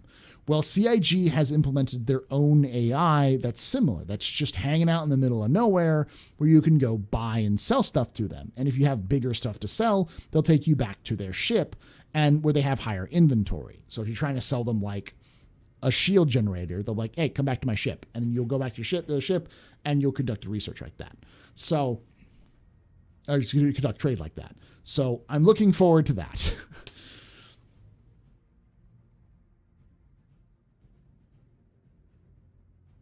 Do I think there'll be any new Caterpillar modules outside of the few that we're aware of? There's none that we're aware of. There was a couple that were theorized or proposed, but there was never any of them sold or solidified. If I would say anything, I think the reason why the Caterpillar is getting a price increase is because they're looking at the modules right now and thinking about how much they want to make that ship valuable. And I think the fact that they're increasing the price is twofold. One, Star Citizen is getting closer to release. And two, I would almost 100% bet you that we'll start seeing in the next year hard, fast module ideas for the Caterpillar. And I can imagine they're going to be kind of insane, especially with the Banu Merchantman getting a bespoke hangar for a Defender. I wouldn't be surprised if we got some sort of oversized module or some sort of cradle rig for like a Cutlass or a Buccaneer as a module, or it's like an oversized module for a Caterpillar. It was like a fan created one a while ago for that. It makes sense. And it's very Drake. And if that was the case, it would turn a Caterpillar into a carrier, which makes it incredibly powerful. But I could also see some things like extended habitation modules, recreation modules, like with bars and billiards tables and that kind of thing. I could also see things like research modules where they have kind of scientific equipment onto it, extra power modules, fuel canister modules, maybe frontier modules, which you could use as a home. There's lots of ideas you could do for Caterpillars. All right, let's back to 317. NPC taxing missions tier 0. NPCs will request transport between rest stops in this mission type, with rewards determined by the speed, safety, and comfort in which the player delivers the NPC to their destination. This card has been added to the Alpha 317 release window. This means that you will get a mission to pick up an NPC up from one station and deliver them to another station, depending on the how safe you travel. So in terms of combat or, other crazy maneuver, like how bad you fly, how fast you get there, and what kind of vessel you pick them up in will determine how much money you make. So I can imagine things like the Phoenix becoming a very popular ship for people to do missions like that in. Whereas you might see people who don't mind smaller payouts, but larger volume will do things like pick up larger NPCs, more numbers of NPCs in like a freelancer or a cutlass. So yeah, 85X would be another good example. I think the initial one will probably be one NPC because that's how CIG likes to work, but I wouldn't be surprised if they scaled it pretty quickly. That's cool. I like it. It means more missions to do, which is okay. Is the 85X classified as luxury? Yes. Pisces, there's one seat in a Pisces. You ain't doing shit in a Pisces. Or no, there's 2 seats in a Pisces. That's right. Or 3 seats. Will the NPCs stand on the seat in my character or sit down? They'll stand in T-pose for dominance. That's what'll happen. Can't wait for luxury missions. Yeah, it's going to be a luxury mission. So I'm looking forward to that. It's the beginnings of those kind of transport missions. As a big fan of Firefly and as somebody who wants to space Uber, I like the idea of doing space Ubers with players. I am looking forward to that. For those of you who don't know, like Firefly, like in the first couple episodes of Firefly, they pick up passengers and most of those passengers become regular crew members, but like they pick them up for money. Like they're delivering them as they're taking a fee to take them to a certain place. So that's cool. I like that idea. I love that, like random strangers being picked up and moving them to place. So question. I heard a rumor. I heard the armor in the video called Quarian. No, Quarius. Quarius. Is that an armor like Castek Arms or the name of itself? So I did a lore video on this. The Quarius, Quarius, I think Quarius, the Quarius, is it Quarius Armaments? Quarius Tech. It's Quarius Tech, I think is the name of it. Quarius Tech is a luxury armor manufacturer. We already have armor made from Quarius, but it's like a subscriber armor. I think it's the reflective visor helmet, and I think there's a undersuit that's Quarius Tech as well. But they're like premium. Actually, yeah, I did a short on Quarius Tech, so there's not a lot of information on them, but they do high tech armor stuff.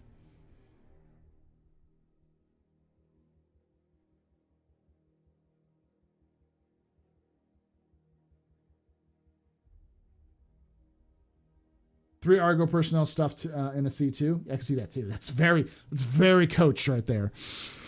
And then lastly on this, we have the updated for the Drake Vulture coming in 318. Building, balancing, and implementing the Drake interplanetary light salvage ship, the Vulture, into the game. This card has been added to the Alpha 318 release window, which is CIG telling you that they're planning on releasing Salvage version 1 quarter 2, 2022. Or, yeah, 2022. They haven't said versions yet. I'm sure people are expecting version 1 because CIG is kind of hinting that it'll be more complete. But I wouldn't be surprised if they called it version 0. It's spelled, let me look it up. I'll have to look it up on my my channel.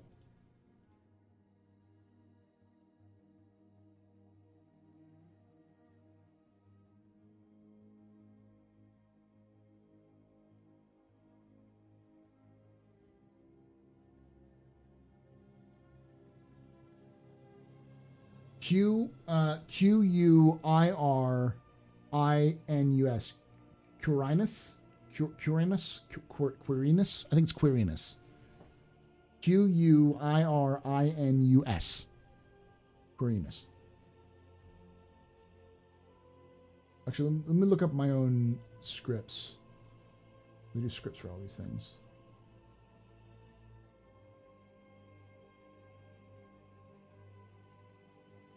Tube, historian, scripts, shorts,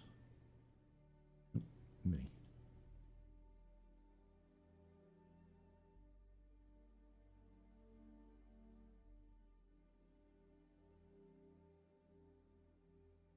All right, so Quirinus makes. It's named after the Roman god of storms and thunder, also abbreviated as QRT. They make the Sabine flight suit and the Calva helmet.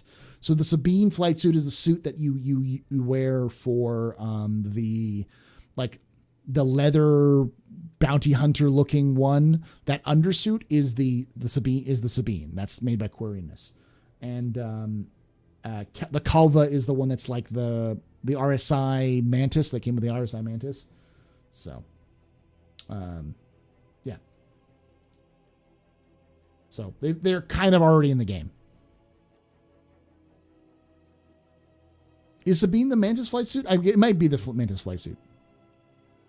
I definitely know the helmet is the Mantis, but yeah. Wants to see you to a Bano unibrow. It's a bit Dune, a bit Mass Effect. So, I get why it exists and why it looks like this. Okay, so Lorville is sci-fi feudalism. So Dune is a good example of sci-fi feudalism, but Lorville and Hurston is 100% that. It is sci-fi feudalism. The people who work for Hurston Dynamics in Lorville are serfs. They're not slaves, but they're serfs. They're peasants. They're people who are servant. They are sworn to Hurston. And the Hurstons live in Central, which is this giant castle. It's a giant palace. It even has gold plating and statues everywhere. The division between the people who work and live in the bottom areas of Lorville versus who work in Central is massive. Very feudal in its kind of attire. And so who are the people who are keeping the peace amongst the unwashed masses?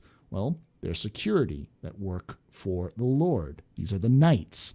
And if you have a knight, they got to look like a knight. That's what they are. So the new suit that we're seeing, the medium Quirinus suit, is definitely modeled heavily off of kind of like a medieval feudalist knight. That's what they're supposed to be. That was the original concept. It was very easy to see in the concept. If you look at the lore and you understand it, it's like that's the theme. The theme of Hurston is space feudalism. And the people who are the servants who with the weapons are going to be the knights. So you want them to dress like knights.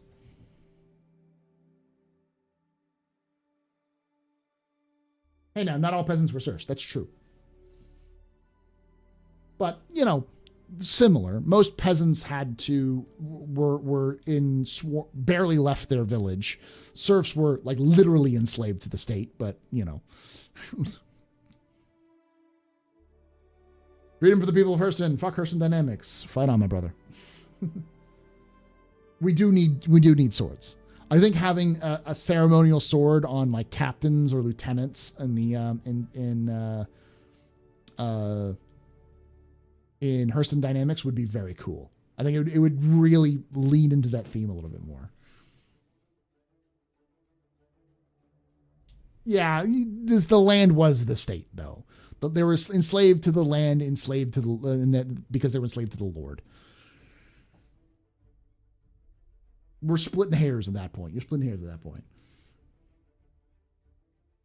The pheasants are revolting. They have been overcooked. I've been saying we need axes and swords for a while.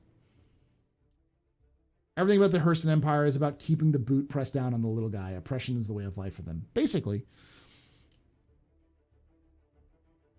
All right. So that's enough for this. Swoosh, swoosh. Let's look at the monthly reports. Let's start from the top this time, so we're in a little different. All right. So this is where we're going to go through every single part of the monthly report, talk about it a little bit, and you can ask questions and stuff like that as we move through. Stop giving CIG ideas. I will not stop giving CIG ideas. Actually, you know what? Before we do this, let me pull up. I'm gonna drop that real quick.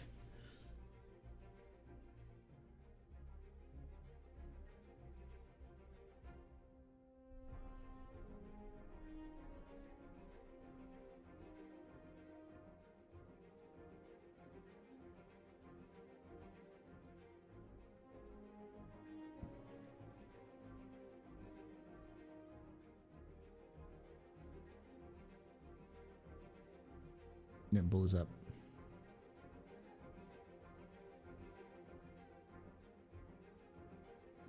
It's very Destiny. I know everyone's like, oh, it looks like Dune. It's like, but it's Destiny. It's very Destiny. Everything about it is very Destiny. This is the Quirinus Tech medium armor. Let me pause it real quickly. Right there. That's this Quirinus Tech logo.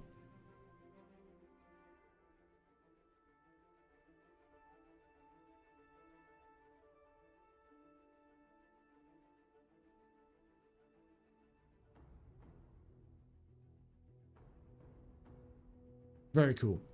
Very cool.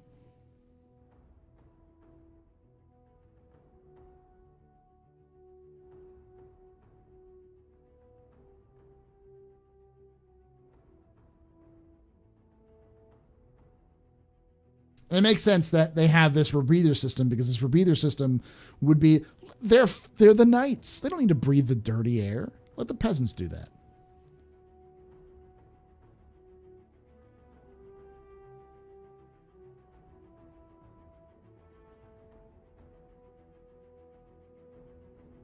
All right, so let's look through some of this content real quick.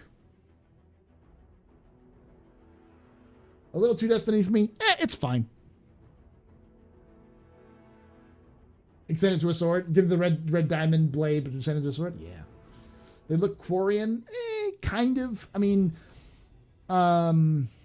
it's very similar to some of the looks of the not the Pembroke, the Sabine armor, which is the original one. So, all right, AI content. Last month, AI content allotted resources for upcoming 3.15 Alpha 3.15 public release. With healing and actor status in the coming patch, the team completed the hospital respawning experience, AI behavior, and usables, which includes the doctors and nurses that greet players when they wake up in medical bed. What? A prominent example of the actor status system can be seen when buying a drink at a bar or getting drunk. So the AI content took time to fix many of the long-standing issues players have had with experience. What? I haven't seen any of this.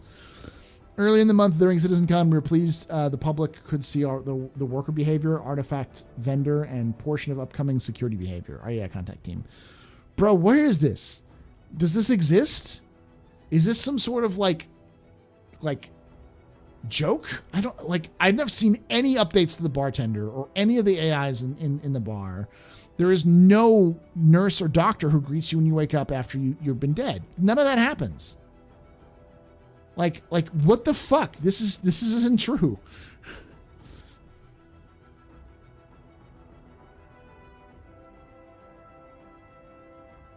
Yes, there is. I've never seen it.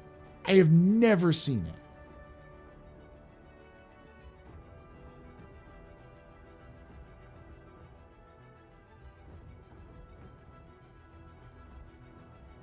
AI features spent a part of the month working on experience and responsibilities for some of the behaviors in PU. For example, combat perception reactions were improved, including a few scenarios where the initial reactions were not playing correctly. They also managed to make a core queuing of reaction animations when characters are using using a usable more robust. The team tweaked friendly fire to avoid unwanted damage from fixed calculations using them by NPCs to prevent them from shooting when friendly characters are in the way. Extensive analysis is underway for various combat tactics to add better target reevaluations on multiple scenarios. On the vendor side, responsiveness was improved, and the team fixed bugs related to scooching animation and bartenders serving patrons that are already having drinks in front of them. I've sort of seen some of this, but no, bartenders still suck. I'd have to double check to make that for sure, but AI Tech. Throughout October, AI Tech continued their work on planetary navigation generation. The key elements of this month were about implementing an automatic way for requesting generation in an area surrounding the players, but we also worked on allowing usage of the funneling algorithm to be used on planetary navigation mesh triangles. Nice. The team extended the code for navigation links to allow for the creation of customization controllers. In this context, a controller is a generic piece of the code that can extend how NPCs evaluate whether they can use a particular navigation link. For example, doors have a specific controller to tell AI characters whether they are locked so they can be used correctly when pathfinding. For ship AI, they concentrated on improvements to targeting and accuracy, improved the way AI used missiles in combat, and introduced ways to allow mission logic to force requested prioritization of a specific target. A PID controller was also implemented for accuracy that provides better results and makes it easier to adjust based on AI skills. Regarding the subsumption editor, the team finished implementing functionality to dock different elements on the UI and save or load specific layouts. That's good.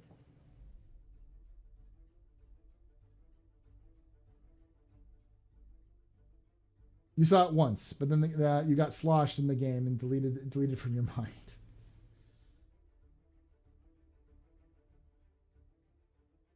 The docs have talked to me. It worked once for me. As steadily up the quality of their armors, more diversity, the better. Yeah.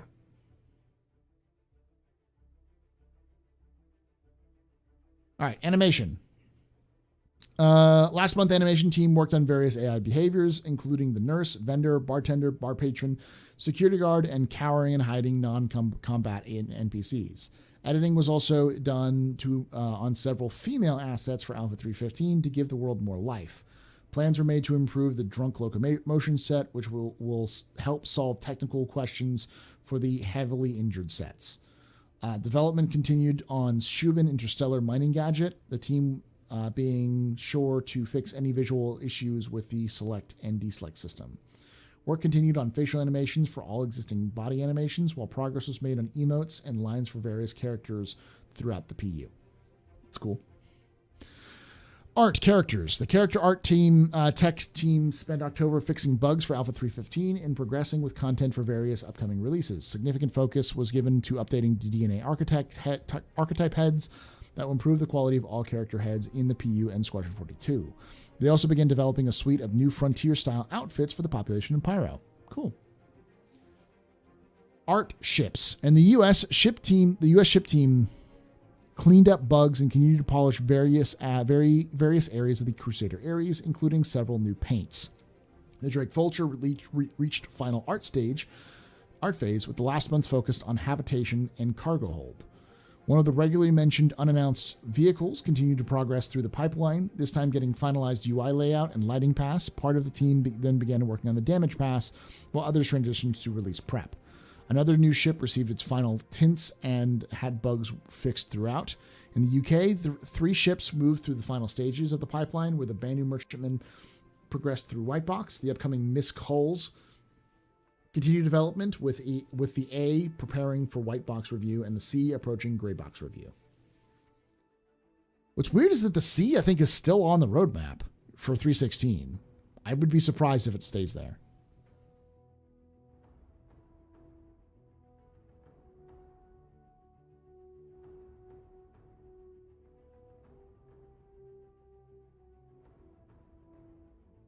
Is it me, or are they very purposely avoiding any talk about the cargo refactor? I thought this was supposed to come out in 316. No, the community said it was coming out in 316. No one said it was coming out in 316. CIG said they were probably working towards it, and people were saying, yeah, I could see it coming out in 316, and people have kind of just assumed that means 316. It's not. There's nothing that CIG has said it's coming out in 3.16. It's being worked on. The single player campaign is never going to be released. Tell me more. Are you going to tell me that the game's a scam next? Let's see, what else is another good one? Chris Roberts is going to run away with all the money? Please. It's very interesting. I love your hot takes. They're very new and informative. Audio team. The audio team prepared for the final stage of Claudius audio software development, which was discussed by the audio code lead Graham and sound designer Adi during their Sounds of Space CitizenCon panel. Such a waste. Finally, the team worked closely with composer Pedro Camacho to score for Pyro to establish a tone and sonic palette. That's good. The community team spent part of the month preparing for Indoor Holiday Dare the Vara. This involved cave runners and the annual CitizenCon Star Citizen pumpkin carving competitions. While citizens could unlock the Hill Horror helmet for free, traveling to Jump Point throughout the Jump Town throughout the holiday. That's very cool. The team posted an Alpha 3.14 postmortem featuring senior developers detailing what was delivered and assessing how it went. I'm not angry at you, Involuntary. I'm just saying that's a very original take you're saying.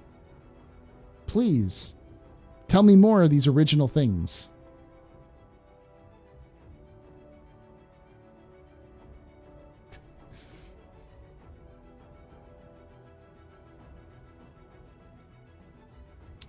Community also played an important role in DigitalCon 2951, curating the many great community videos submitted as part of the event's video contest, with the winners watchable on CitizenCon website. It's pretty cool. They also held the Tales of Star Citizen Past contest to help citizens share their plans for CitizenCon watch parties. During the event, the team took votes for the fan favorite cosplay contest and the ship panel voting, releasing the Origin 400i pre-Q&A after its unveiling, and completed the Anvil ship carrier Q&A based on the most upvoted community questions. Following the event, they made all panels available to watch in 4K and posted a follow-up Q&A question gathering thread to the server meshing panel.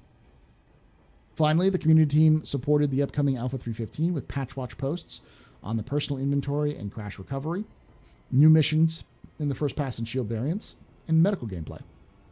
Very cool.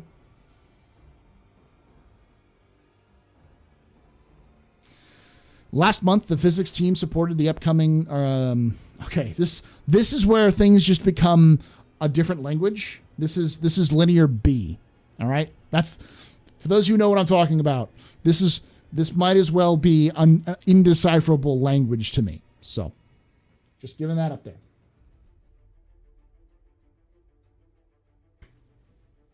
Last month, the physics team supported the upcoming Alpha 3.15 release and fixed numerous issues, and time was spent on various optimizations. The process of voxelizing triangular meshes was sped up by utilizing a scanline-based acceleration structure instead of the voxel-based one when flood filling cells. The team also helped AI code to optimize their update routine for the audio map by batching the stimuli processing.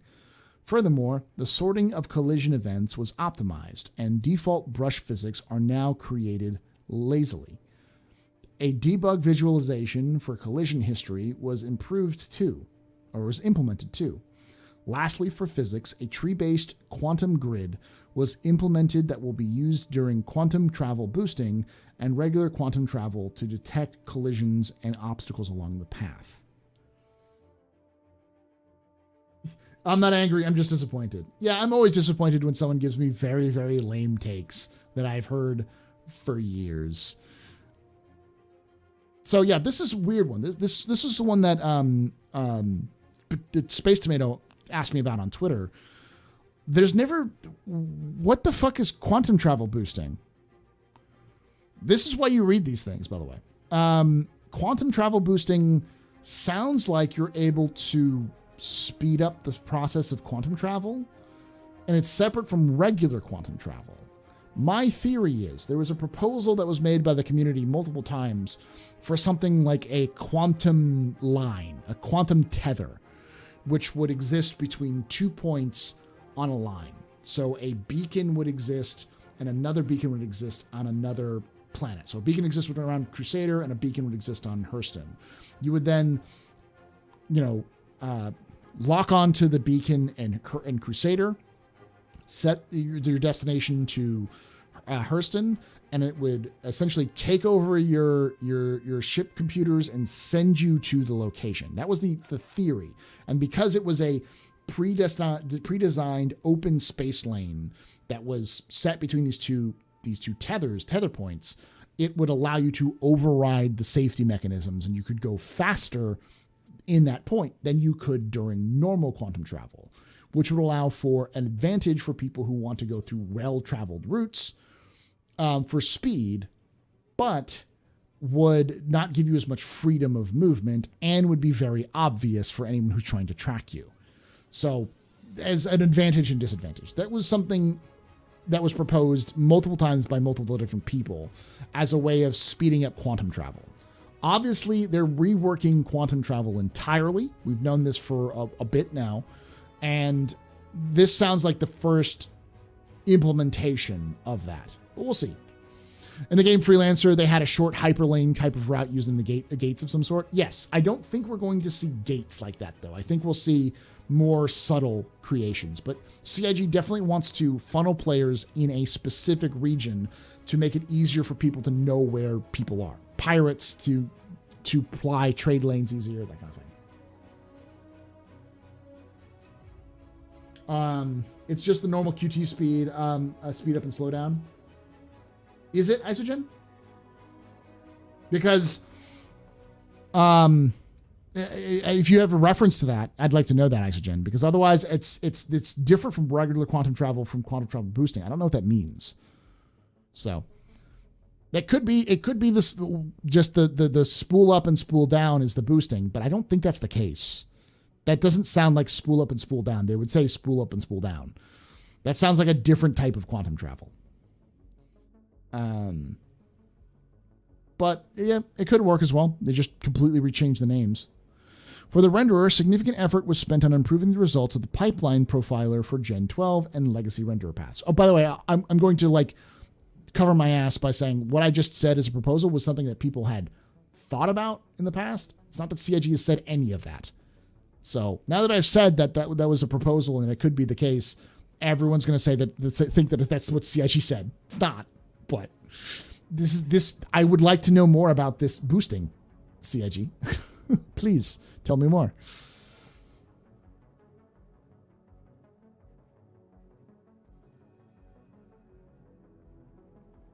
I think they're just using different terminology to lead us to confusion. If that's the case, I'd like to have a clarification on that. Because that's putting that in this without any references to it. This is the first time we see it. It makes you go, what the fuck is boosting? Because it's definitely differentiated from regular quantum travel. That sounds like this is different from this.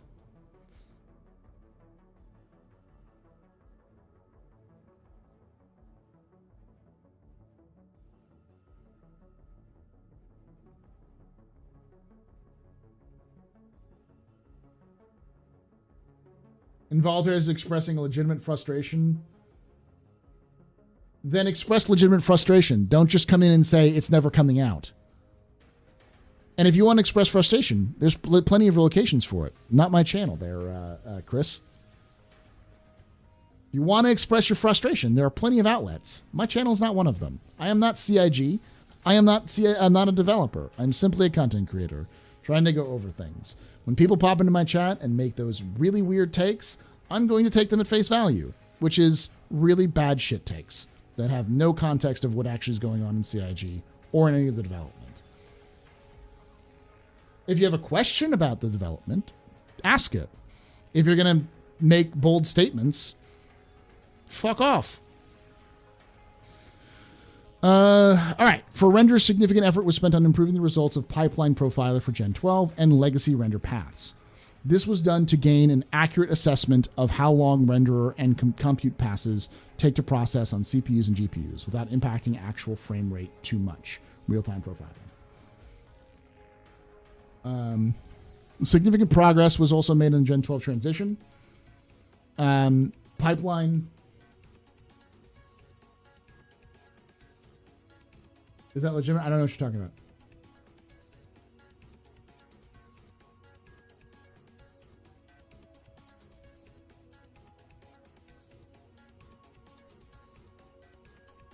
Involuntary, why are you still here, dude? Are you just trying to aggravate me? Is that why you keep asking me why I'm angry?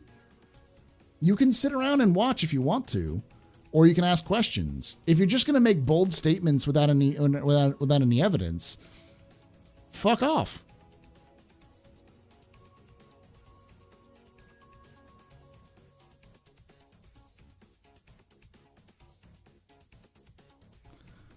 All right.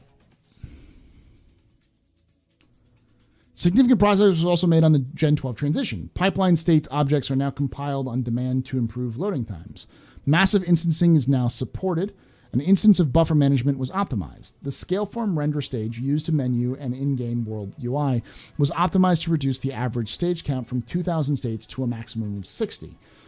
That's good. The pipeline state will also be created on demand. Additionally, refactoring was done for the particle code, light atlas stage, and shader parser. Content integrity was tightened by adding data assets for invalid shaders being used in materials. Support for this material texture uppass. I got some of that.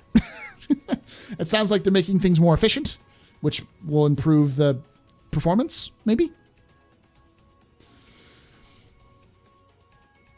Scaleform is Flash, isn't it? I don't know. You're asking the wrong person, Macton.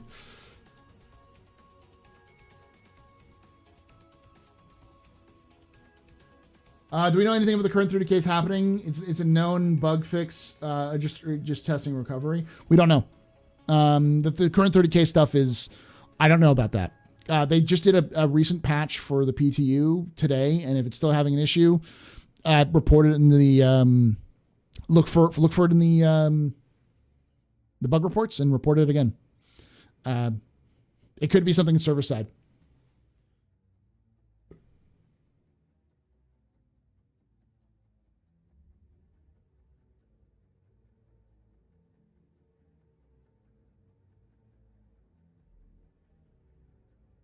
They mentioned at some point they were running into 30Ks earlier throughout. If it looked 30Ks are unintentional. Yeah, they probably mentioned it, at least if they're having so much. I wouldn't be practicing the Daymar rally with the PTU, though, to be honest. The PTU is going to have those instability issues.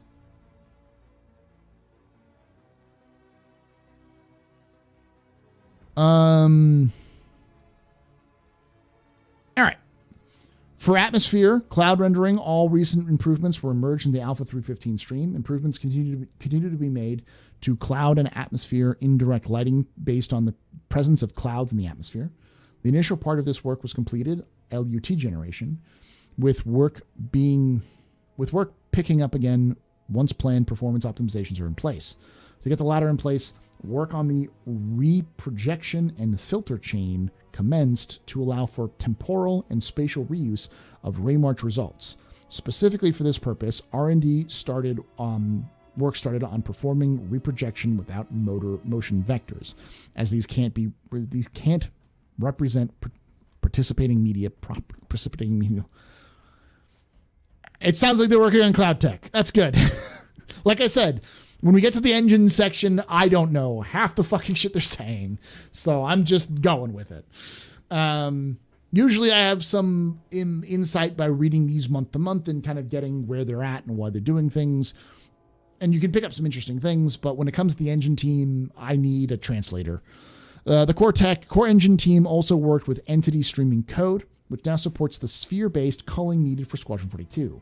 A large refactor was submitted to the entity component update scheduler. This includes a new API that uses update IDs instead of passes to allow for multiple updates per pass.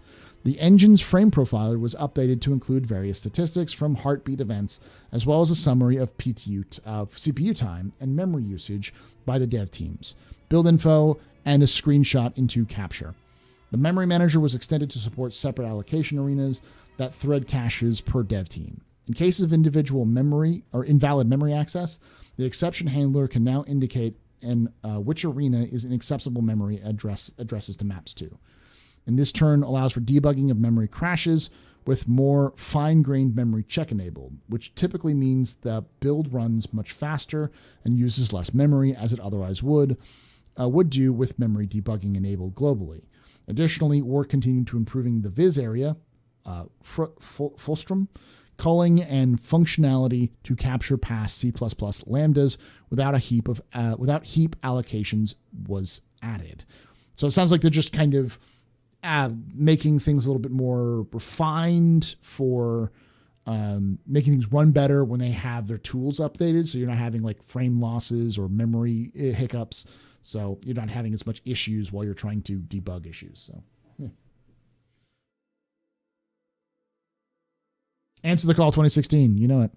Lastly, the team is taking a closer look at options to integrate EASTL. I don't know what that means. All right. Gotten through the Greek. Let's go down to the features. Characters and weapons. Throughout October, features team improved new player inventory and actor status features based on feedback from the PTU, with the most notable addition being the ability to filter items in the inventory. This feature has already gone through several UI iterations since being introduced early in the month. Features gameplay. US gameplay team began this month finalizing their stream of thought panel for CitizenCon. Once complete, they focused on the new item kiosk that will add the ability to sell items back to shops. It was converted to building blocks in the process. Nice. They finalized technical design documents, began to work on major cargo refactor, and worked with on the upcoming IAE event too. A fix was added to stop players from losing items stowed in their ships if they hit a 30K. Now, when players hit a 30K, they will be able to respawn that ship with all stowed inventory items and any ASOP terminal in the game. Yeah, it actually works pretty well. Last I checked. Later, Hawk. When do you feel we will server meshing progress so that there is more than 50 in a server? Probably not until Q3 of next year. September, October 2022 is when I think server meshing is coming in. And I think the first iteration of server meshing, they're going to absolutely maximize how many players they can get per server. I think CIG will probably throw in more players than there should be per server and leave it there and test it and then try to work around it until they can make it work. Or if they can't make it work, they'll drop the player count down. That's how CIG's worked in the past, where they have just crammed as many bodies into the server as they possibly can until it completely breaks, and then slowly tiered it back until they had a reasonable number that they would still run the game without major issues. It ran at 15 FPS instead of 2, or crashed the server in 5 minutes, but it still ran, that kind of thing. So that's how they work. They clown car it and then work backwards until it works. They'll intentionally break the server, so that's just kind of how that works.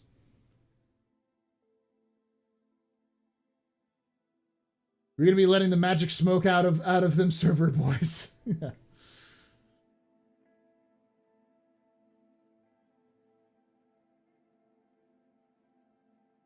What's Midnight Bard on? Assuming everything works, the new thing to do, patch, is trade works. It works kind of fine. When will we have new content? We have new content in 3.15. We have medical and we have inventory. We have looting in 3.15. Like, that's not new content?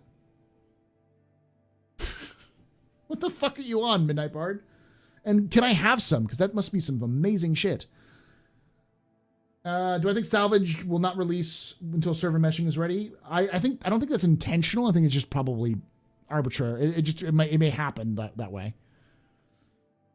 Question: with what release is Gen 12 Vulkan integration planned for? I think they're adding some Gen 12 stuff, if not most of it, in 3.16 was the plan, I believe. Maybe not all of it. And Vulkan was already started and will be added more as Gen 12 is implemented. I think the plan is to implement it in 3.16, 3.17, and 3.18, and from there. But I don't know that 100%. Someone in chat may be able to like help me with that one.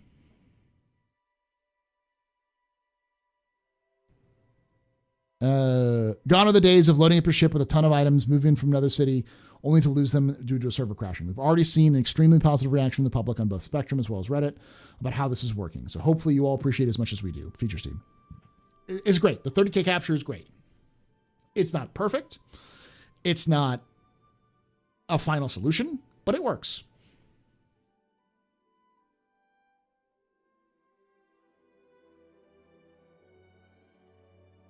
Do I think salvage has been delayed until we get physicalized ship components? Yes, I think that's the case.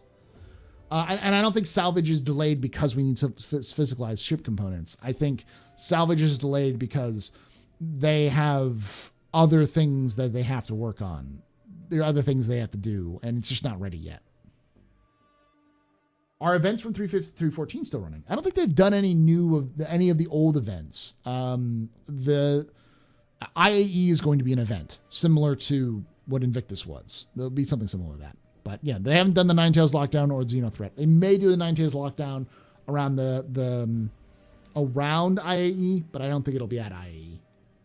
Question: I haven't heard anything of aliens mining. Has this ever been mentioned in the lore? And if so, what do you think the ship would be like? There's no mention of them in lore, but they almost certainly do mine. The closest thing we have is the harvester ship from the Vandul, which just eats everything. But I don't know. I've already said that I think the Banu, if there was going to be another Banu ship in the game, I'd imagine it would be a salvage, mining, and refining and repair. Salvage, mining, repair, refining ship. Like a combo 4-in-1. But we'll see. Jumptown V2. Jumptown V2 I don't think is planned for 315. We don't even know it's planned for 316. In fact, I would venture a guess that Jumptown V2 was originally planned to release in 316, but they're going to push it to 316.1 or 316.2 after they get back from the holiday break. So it'll be something like Xenothreat version 0 was when we got it in February. It'll be like that. We'll probably get Jumptown sometime in February. Jumptown V2 and sometime in February. So again, expectations. The 316 version of Salvage was just going to be FPS at best, and it was going to be useless other than being cool for 5 minutes. Yeah, pretty much. It's fine that it got moves. I don't think it would have been it wouldn't have been great. And the fact that they moved it to 316 or 318 doesn't really matter because we're getting refueling in 316, which is better in my opinion. But game-breaking tech has dramatically changed gameplay and the way we play 315. I don't think it breaks the game, but it's definitely changing the game significantly. Ship components missing has delayed a lot of things. There's a lot of stuff like that, yeah. Prerequisite, yeah. There's a lot of other things that need to be put into before salvage comes in, but I think you could have probably done some bespoke salvage stuff, like gone to specific wrecks and done specific like cutting to pull things out, but that would have been not helpful for the final version. So maybe we'll get salvage and repair together now. I wouldn't be surprised, but let's slow down expectations right now. Let's wait until the great reset of January and the great reset of July 2022, because they always reset in February, between January and February. They reset expectations for the roadmap, and then in July they always just take everything they've done in January for the last two pet quarters and then completely throw them out the window and do new things. They've done it every year. It's gotten less severe every year, but they still do it. So like anything in 318, expect it in 319, and anything in 319 that they start proposing, in later this month in December, I'd expect it in 320 at best. Salvage and repair the same system? Not really, because salvage can be pulling components out of ships and selling them. Repair, I guess you could be putting things inside ships, but you rarely wouldn't. Repair is more like pulling stuff out and then pulling out subcomponents and repairing them, or pulling it out and fixing it. You don't really need to fix anything if you're just salvaging it. Hull scraping and hull repairing are the same thing, but you don't need hull scraping and hull repairing at the same time. And hull scraping is easy. It's easier to trust me. It's easier to break things than it is to put it back together. I think it's similar systems, but breaking things is a lot easier. All right, let's get back to the features team.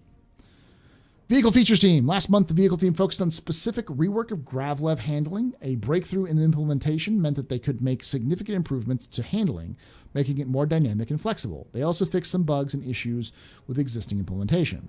Development of jump points continued, with the team currently cleaning up loose ends regarding gameplay logic. For example, when multiple people use a jump point at once, some of the low-level tech behind jump points has dependencies on server meshing, so the team continued to work with the relevant teams too. Improvements were looked into for transit system. The system is quite complex and was built before the server meshing and streaming, so there are upgrades to making ensure it copes with the new tech landscape of the game. The team also looked to improve some of the tools used by the designers to more easily create dynamic and complex transit networks. Okay, that's cool. Pyro will make make your fuel life more hellish, for sure. I don't think I've ever run out of fuel other than factors gripping going to be adjusted ship to ship. Refueling is more important in this patch, in that turn patch. I would gather they're going to refactor fuel. I think I can almost guarantee you they'll refactor the fuel usage across the board in 3.17, if not 3.16. CIG coming December 2022. We definitely need loot crates that we can use for storage boxes. We definitely need storage boxes. I mean, I think when we get the cargo refactors, which sounds like it's in 3.17, then yeah, we'll definitely need that then. The Vandal would be like the Harvester mining.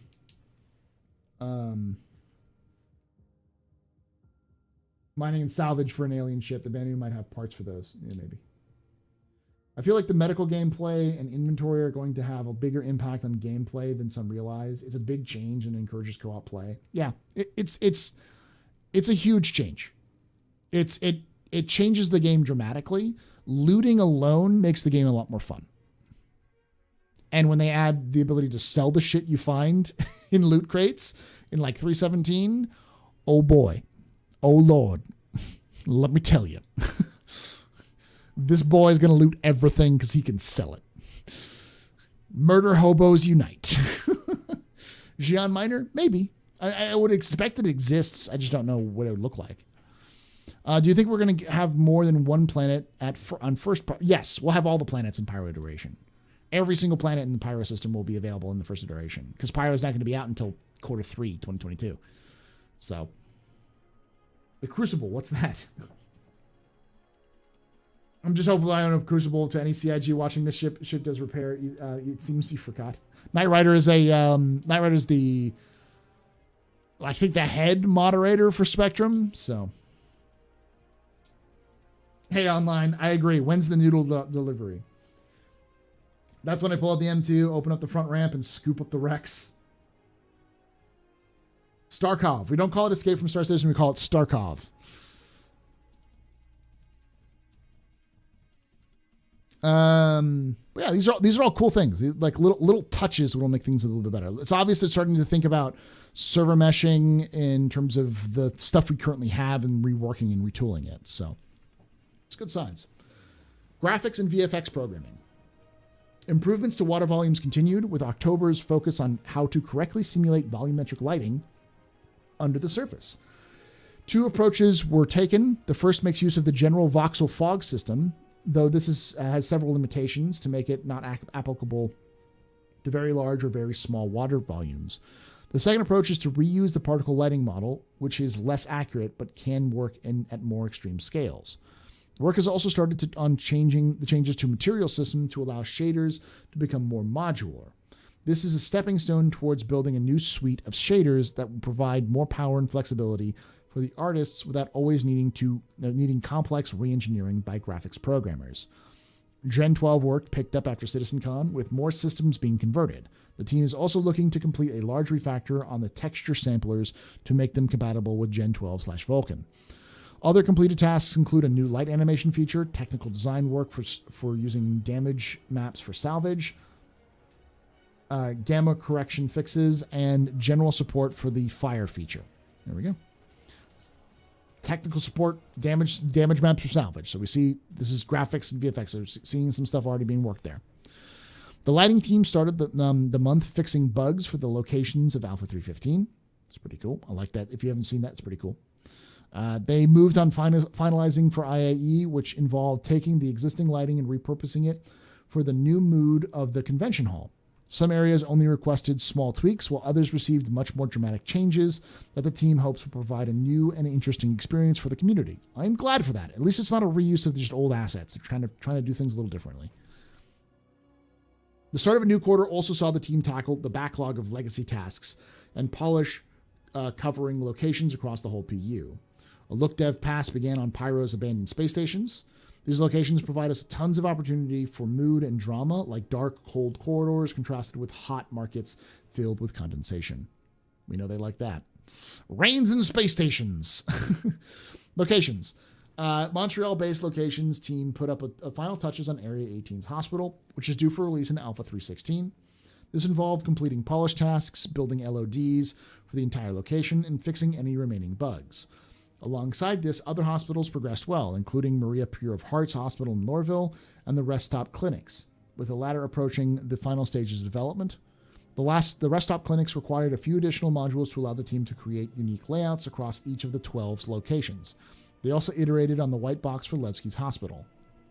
Another key feature currently under development is the derelict ship's V1. Last month, the design team scattered parts of the Drake Caterpillar around planetside locations and added puzzles inside them. Currently, there are two types of modules, vanilla and puzzle. Vanilla modules are simple spaceship parts where players might find basic resources or items. Puzzle modules contain a puzzle with a lootable container as a reward. The team has now completed these modules and is assessing them at various crash sites around Stanton. There we go. So that's Montreal. The Montreal team is working on that, which is pretty cool. As I said, it's a dungeon. Leave it up to a bunch of former Ubi devs to build a dungeon out of a puzzle. Surprise to fucking prize.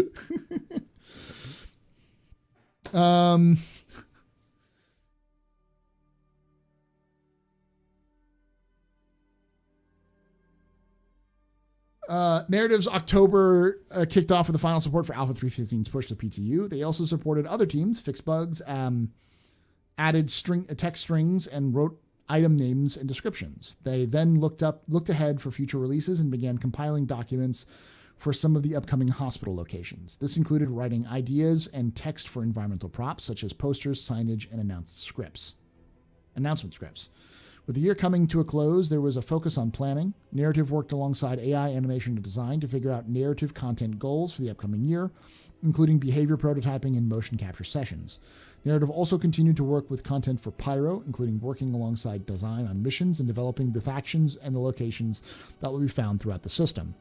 A handful of reposted lore articles were published. The Advocacy Archive reveals an undercover operation into a potentially violent faction of Terran separatist group, while the Dispatches from the Dark tells the tale of a true crime enthusiast's conflicted hike to a site of an infamous serial killer.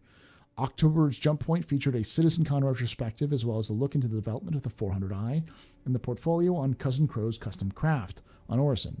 Finally, Galactipedia was updated with a host of new articles. Pretty cool. Cat Dungeon modules. It's like they've done that. They've done that a time or 200. I'm not going to shit on Ubi devs because I'm sure, from my experience from a developer point of view, like I'm not a developer myself, but like from developers I've talked to, working with CIG is very different from working with other companies, because when they come up to like their immediate supervisor and say, "Hey, I've got this cool idea for like this puzzle," they're more likely to go on, tell me more. Rather than, we don't have time for it, we got other things we got to do. Like, their concepts, if it's good, gets added. So you start seeing, let's explore that. Exactly. Like there's a lot more of a yes and aspect for CIG development. So there's, rather than we don't have time or the budget. So that's why you have the planetary tech team working on version 4 or 5, the final version, kind of, sort of, that they're just like, it's not good enough. It's not good enough. I don't feel like I'm here. Just they'll keep working until they have fucking fireflies with dynamic AI systems flying around the universe. Like they'll just go until they can until they're told to stop, and that's pretty like liberating for a lot of developers who've been working inside boxes, especially if you worked for a company like EA or Activision or Blizzard or Ubisoft, where you have hard time constraints. It's pretty cool.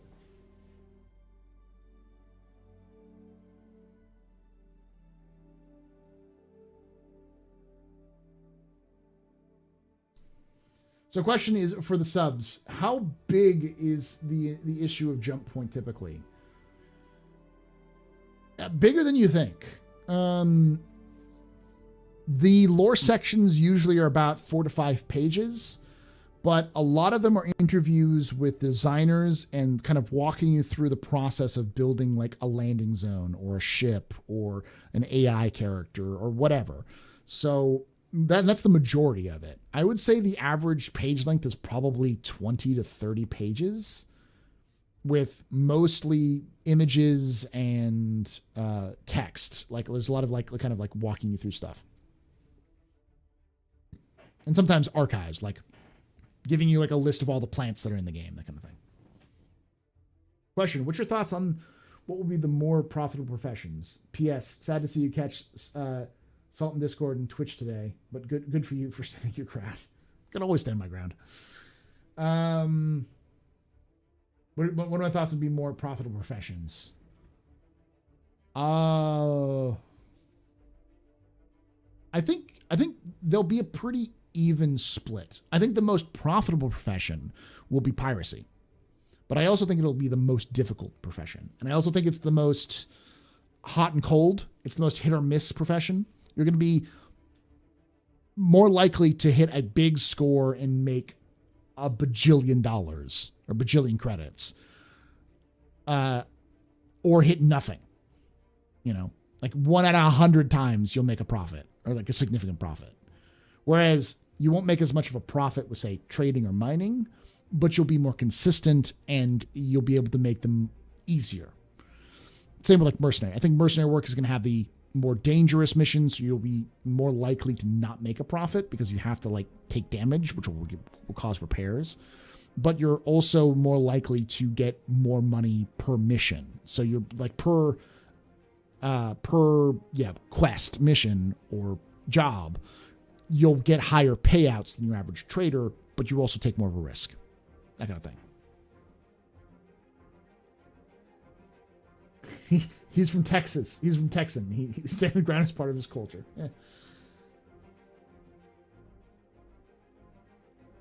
So you've created a unique Best in Show Astropub skin for your Argo Cargo. Tell me more. I'd love to do that.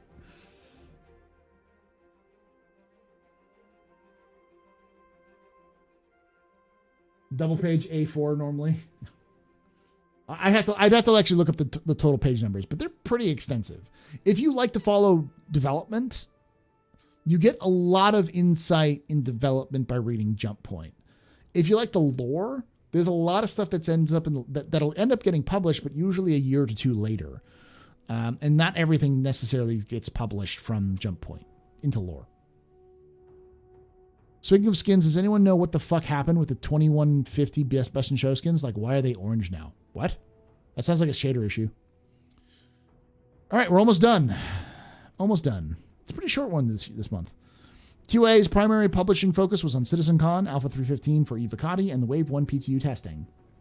As the live date was moved to November, the team continued to test and publish to future waves while updating the publishing schedule, or the publishing seclude. For development, the team continued testing QA-TRs as needed. With the new Tuesday and Thursday publishing plan and functionality checklist in place, the team was able to perform tests more reliably. QA management continued with the return to office plan, progressed with recruitment, and created a dedicated QA live team. There's a lot of new QA members for CIG, especially in the UK. I've seen a lot of posts on Twitter of new folks or people brand new to testing, or people getting back to video game or moving from one game company to another, moving to CIG, and almost all of them have been QA. So, and I'll say this, one of the biggest shortfalls that CIG seems to have is enough QA to test everything they need. So, other than like super specialized technical issues. Argo pop-up bar, baby, that would be my wet dream. What if that means they're working hard on Squadron 42? They probably are. I mean, I don't think they've stopped working hard, but having a dedicated QA live team, I think that means that they're working on having a team that's just dedicated to Star Citizen rather than working on Squadron 42. I could be wrong with that read. Systematic services and tools. In October, Systematic Services and Tools wrapped up with their ongoing work on the economy, tools, and AI simulation. They're now focusing on optimization for the remainder of the year. The new gameplay feature mentioned last month continued development too. Work progressed on intelligent NPC spawning and tracking, with the latter half of the spawning system progressing well. The tracking system continues towards its first major internal milestone. That's good. Finally, in preparation for Alpha 3.15, they addressed new edge cases with the inventory system and backend services. It's cool. Tech Animation. October saw Tech Animation complete their long-running task of upgrading head creation and animation pipeline. We have rewritten major parts of the DNA system used to create in our in-game actors. Coupled with this, we've added support for creating and editing these head assets in Maya through a plugin that shares the same code base and a huge amount of tooling to use it efficiently. This has allowed us to move beyond our current gene pool limits and set our eyes to the future. Now, all types of face rigs are viable, including animals and aliens, along with the prospect of upgrading or customizing facial animation rigs for whatever requirement in the future. This technology is also being prospectively recruited with more complex forms of deformation. Tech Animation are nearly ready to present the head authoring pipeline they created in tandem with the DNA system. This will give them the opportunity to create new face rigs for the DNA gene pools and tightly control the quality of assets. Additionally, tooling was created throughout the quarter to include albemic cache export in the animation pipeline. This was always supported, but including it this way has opened up new opportunities for the animation and tech teams to directly include in their animation pipelines as an export preference. Animation also continued the developments of the tools pipeline and refined some older code and tools to keep them working as intended. It's good. Can we get another capital ship in the game that we could actually fly for 21? No, they're done. There's no way you're going to see another capital ship in 2951. No flyable capital ships in 2951. Servers aren't ready. The servers are not ready for this. You're going to have to see them in next year at the earliest. Paul, what do you think about the escort mission where you have to transport somebody from Hurston Dynamics from one location to another and Xenotech attacking your ship and defending it? That'd be cool. I think that's in the cards if we have the taxi missions. Maybe like a rescue mission where you have to pick somebody up who's being attacked, maybe from a downed ship and get them to safety. That'd be cool. I'd like to see that. And again, probably in the cards if they get that taxi system working. All right, UI or Turbulent. Live Tools team progressed with Hex tool detailed last month. This time bringing it to parity with previous versions. They continue to adjust the crash handling pipeline in preparation for deployment next month, alongside the new update to the Panic API to support upcoming changes. Game services progressed with the Discipline service, ironing out details and pre-testing before proceeding with full QATR. The team also worked on feature requests for the entity graph for the Persistent Tech team. UI team primarily supported Alpha 3.15, though they also progressed with the UI for the upcoming refueling feature and mining gadgets. They spent time converting ASOP terminals to using building blocks for future release and worked with vehicle team to add updated door controls to the latest ships. Vehicle tech team worked on various features for the upcoming patch, including new vehicle release support, landing gear, radar and scanning, repair, and door control panel interactions. The control panels are of particular note, as we are aiming to soon expand such interfaces to allow the player to control their environment in new and exciting ways, whether they be within a vehicle or station. MOBA glass, baby! Like, that's what it means. It means we can unlock and lock our ships from the MOBA glass, opening and closing doors with the MOBA glass. Doot, doot.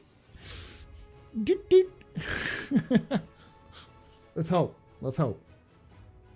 Javelin Town, please. Yes, please, you're turbulent. That Javelin. The team then moved on to incorporating feedback on the radar and scanning improvements submitted last quarter. Squadron 42 related needs were also uncovered that, when implemented, will benefit the PU too. The VFX team completed full passes on several new ships, including the Crusader Ares variants and their weapons. Work continued on the S-10 bombs that are now looking significantly better than the functional pass shown on Inside Star Citizen. Planetary ground storm effects were rebalanced, which was necessary due to the recently introduced VFX lighting model. The team also held several VFX-focused play tests where they found and fixed lots of minor visual bugs. And that's it. Swoosh.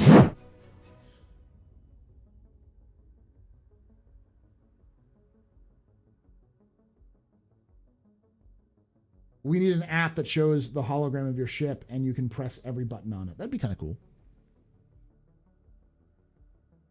Mark Hamill's mocap and voice acting looked immaculate. Looks like the talent direction has been in the right hands. I think they did pretty well. Like the tools they have that they were using were pretty in depth, and at least partially they had is it Andy Serkis? I think is his name. The guy who played Gollum and he did Caesar and Planet of the Apes and that kind of stuff. He was part of the team that did the mocap.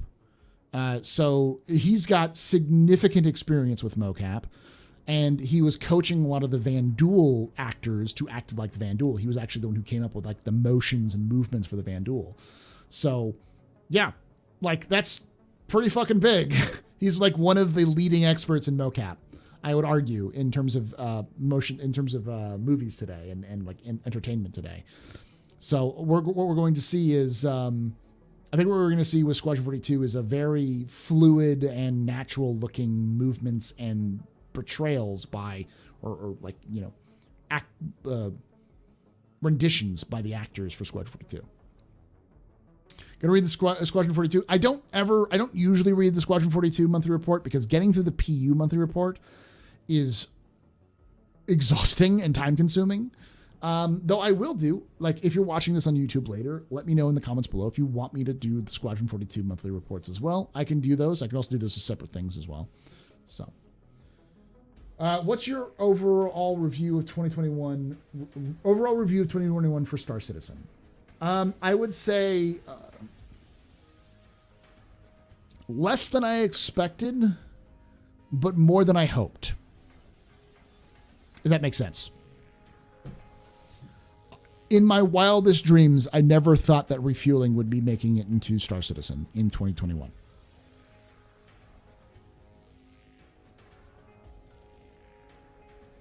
That's the biggest surprise.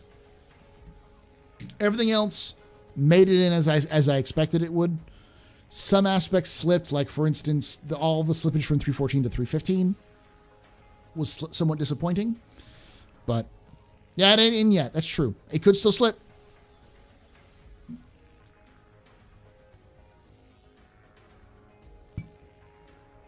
But as I've said before, we are less than a month away from release. Or we're a little more than a month away from release of Alpha 316. So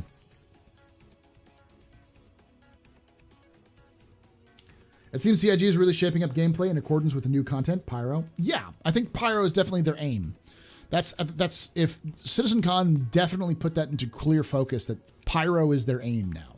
Stanton is done, meaning they're no longer focusing on just Stanton. They're thinking about what does the game look like with multiple systems. Pyro and Salvage in Q3. I think that's my theory for next year is we will get Pyro, Nyx, and Salvage all in one go. we may not get Nyx in Q3, but I wouldn't be surprised if we got Nyx in Q4 of 2022. Because Pyro is done. They showed off several of the planets. They've showed off the works. It's not done, but like the planets have been made. They have to go in and add some aspects here and there, but they got a year for that. And they're already working on the planets for like the planetary systems of the Nyx system. So, and we already have a landing zone for Nyx, which is already made, and they're continuing to work on it. Like they've been tooling it and working on it as they've been talking. So once you have Pyro in, and if you've already got the Nyx system mostly done, there's no reason not to release them together, especially if Pyro takes until Q3, as I think they will be. But we need refueling. We need refueling first, which is scheduled for 316. It's a bold statement for them to put that in this week, but you got to remember, this is something that Jake Acapella, Jake Bradley, Jake CIG has said. His capture is 2 weeks, sometimes is 2 weeks out of date.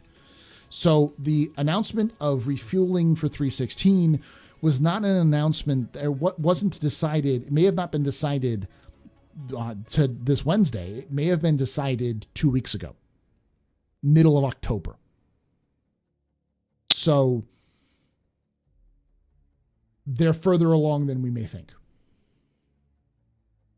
Need outlaw events for Pyro? I don't imagine that they'll be too difficult. They have a lot of tools for outlaw events.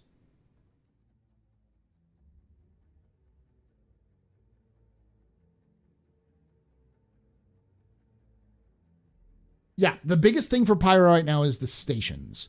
But if I'm based off of what they've shown from Pyro, I wouldn't imagine that those stations will take very long. But again, those stations, if I'm correct, and Pyro's not coming out until 4.0, obviously, but until fall of 2022, then in Q3 of 2022, then they got plenty of time to work on those stations. And they've already started working on like kind of the layouts and aspects. Again, that's a year away. And CIG's already starting on it. So 9 months, well, Q3 2022 is not 9 months away. It's 12 months away. Because CIG always moves like, there's no way that 4.0 or 319 or whatever the hell it's going to be called, the Q3 patch is going to come out in October. It's a fucking joke. No, it's coming out in November.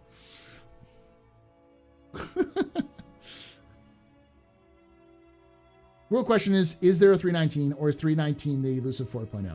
CIG, this is where I disagree with many people, like the leaks. I've talked with like Hater and a couple other people about this who say that they don't think CIG will have a patch labeled a patch label and then change it to 4.0. They'll just tell us when 4.0 is. I don't think that's the case because I don't think CIG knows when 4.0 is. CIG will know when 4.0 is done when server meshing is in a good state. And that could be a month before they release a patch, before they lock down the patch for release. So we won't know what 4.0 is until CIG knows, and CIG won't know until it's done. And that could be whenever, when it's ready. Yeah. A good example of this is 3.0 was originally 2.7. And then they changed it to 3.0 like a month before it released.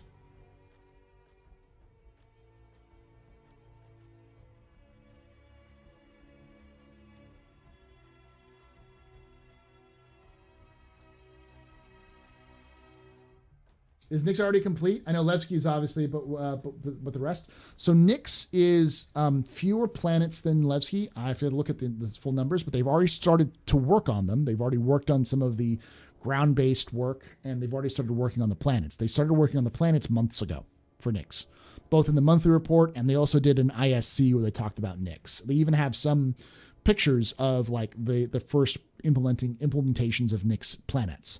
Now, the thing about Nyx is that it's very similar to Pyro. There's really not any kind of settlements in Nyx. There's only one real landing zone, which is Levski, aka Delamar, aka Levski, which we've already seen. We already have that.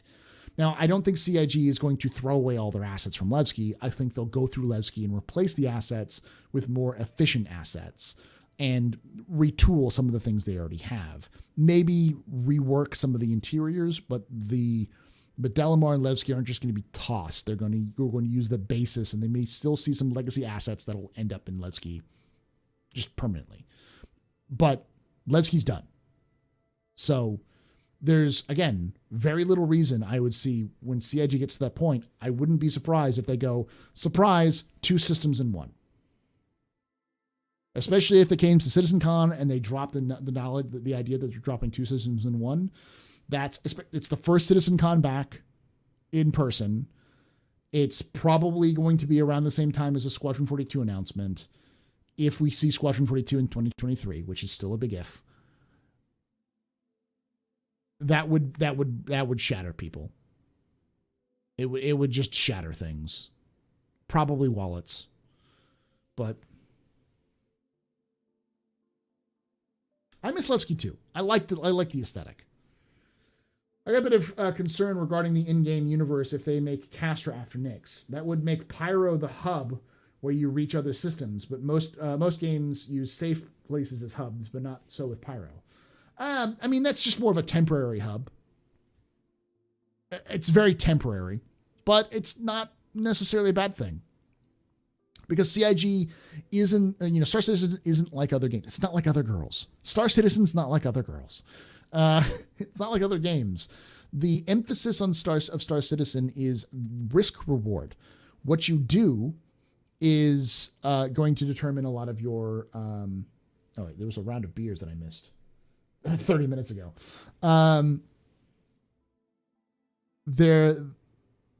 There's a lot of choices you're going to have to make, which are going to be dangerous.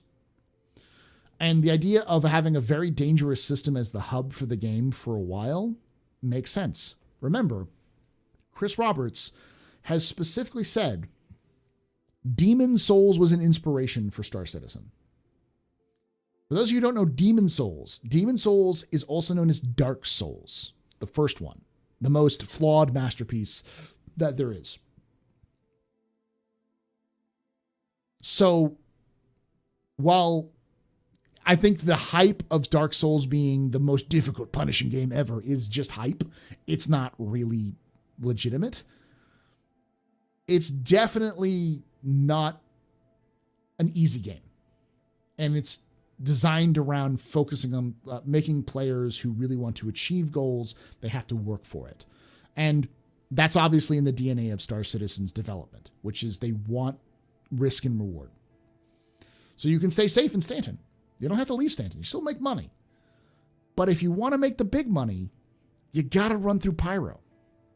If you want to make the big money, you got to run that cargo of diamonds through downtown Mogadishu. You're going to get shot at, but that's okay, because if you get out of it alive, you'll be a billionaire. That kind of thing.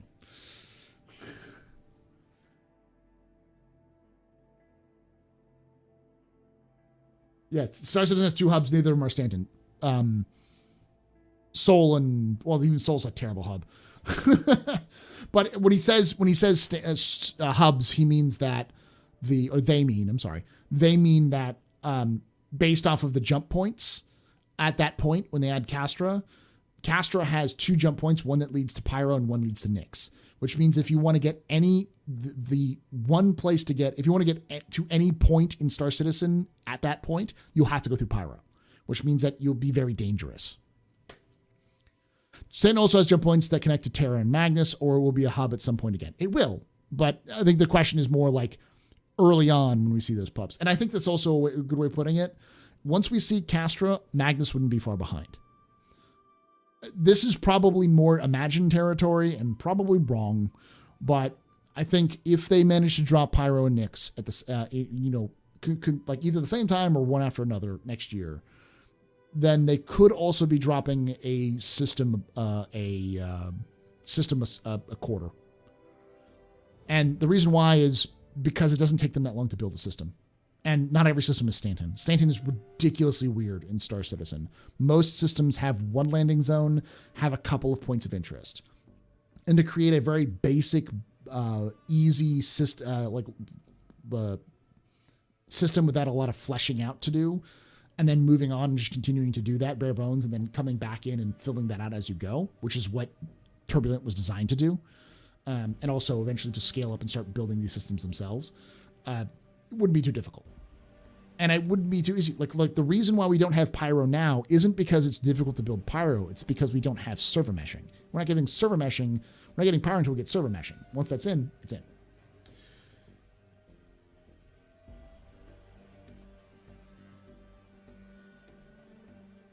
I'm not gonna lie. I think their community will end up complaining, and they'll end up creating a PvP zone or PvP slider. That's what server meshing is going to do. I think that's what sharding will do, at least initially. But Paul, do you think they will work on modeling the actual system star in Stanton and Pyro? Yes, they will. I don't know when, but they will. Like those gates that are literally murdered your frames in the customs area. Yeah. They'll definitely replace some of those, yeah.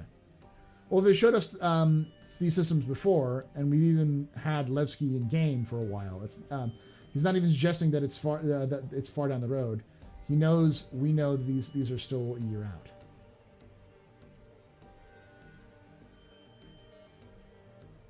Yeah, no, these are still a year out.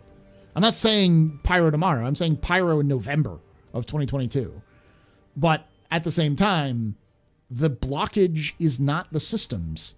It's server meshing. CIG has said and has shown they can build a system pretty quickly. They built Pyro in like 2 months. They already started working on Nyx. I wouldn't be surprised if they can get it down to a month, to literally a quarter per. A small team of 2 or 3 people building a system a quarter. Probably more like 5 or 6 when you come into landing zones, because landing zones are a pain in the ass, apparently. That seems to be the biggest hang-up. Stations, for instance, like Ruin Station is obviously a big pain in the ass. But, yeah. That's the key. And, of course, they're also building a new version of stations, which they'll then copy pasta all over the place. Once server meshing hits, I'm sure we'll be getting systems dropping left and right. I wouldn't be surprised. I also wouldn't be surprised if by the end of 2023 we have like 6 systems, 6 to 8 systems in game. That's definitely Imagine territory. That's definitely I'm smoking crack. I'm on LSD. Drugs everywhere. My brain is shot kind of territory. Because we have no idea where we'll be until we have server meshing. Server meshing is the key. And again, I've seen this before. People go, oh, server meshing's here to save the day, huh? It's this big magical... No, it's not. But it needs to happen before you can actually get anything else done. Like, that's the answer. It's not going to make the game better. It's not going to make the game worse. It's probably going to break the game more than anything. But you can't have systems until they're in. Just how it is. Oh, you're planning to do it up the chain?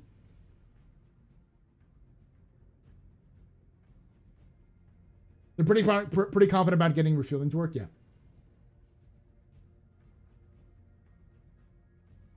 Free us from the oppression of Hurston. When I have the ability to walk into Hurston's, walk up to the checkpoints outside of Hurston, those little gates outside of Hurston, with a loaded gun, I am starting a revolution. Brothers and sisters, you must join me for this revolution. Let me see if I can find something good for this. Hold on.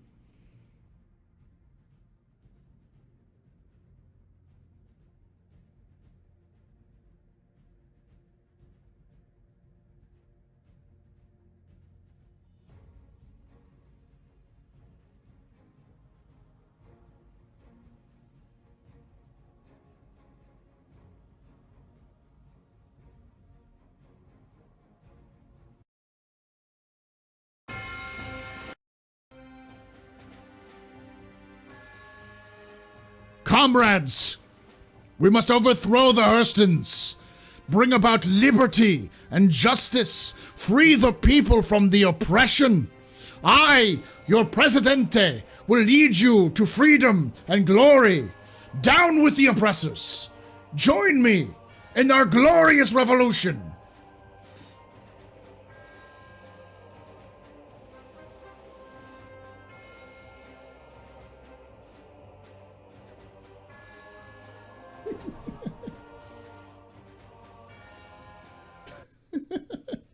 I had to do it.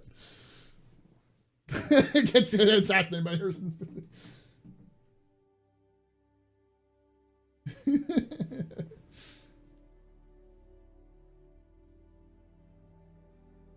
No, you gotta go full commie. Like, that's just like full commie. No, non-stop. Like, do not stop. Do not collect full $200. Fucking Castro, Che, full-blown liberation.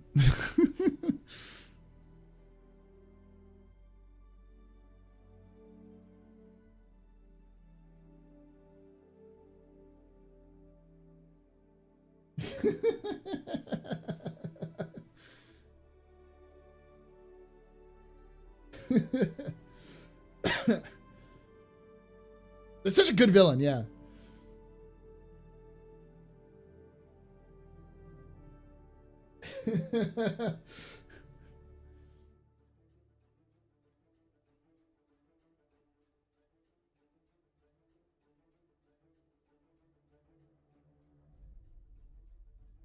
Listen, I'm not saying that I'm going to free the people. I'm just saying I'm Star Citizen's version of Stalin. Just gonna kill everybody. To the gulags if you disagree. The Republic will be organized into the first Galactic Empire. I don't think that really works with like trying to free the like serfs of Hurston. Why free the people when you can just oppress them better? Get the revolution shirts made. I will. I need a logo and everything like that.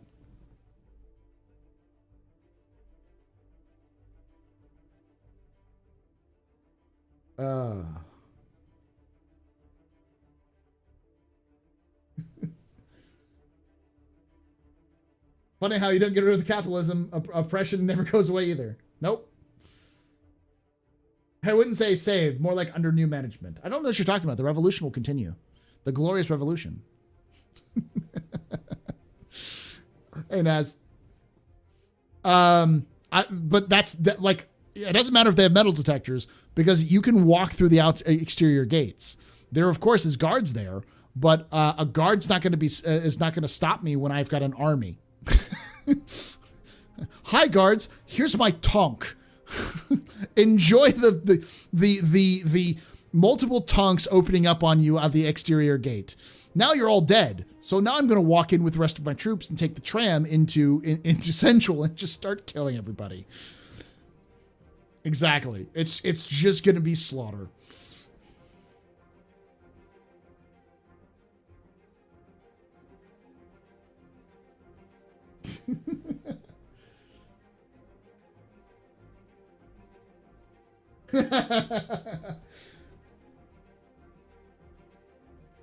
Remember, no Russian. The revolution will continue until morale improves.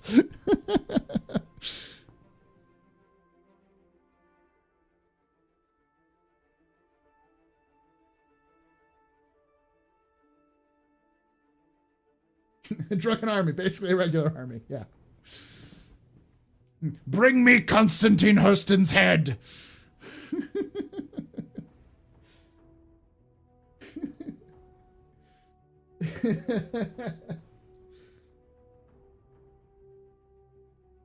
Do I need an alt? Probably do. Listen, I'm not saying I'm looking to get a revolution to overthrow the Hurstons into lore. I'm just heavily implying it.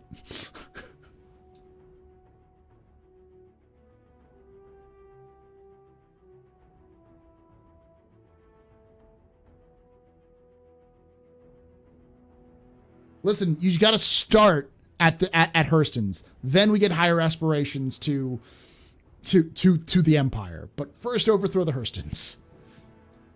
Mostly because the amount of time I've gotten fucking crime stat for literally nothing because of those assholes.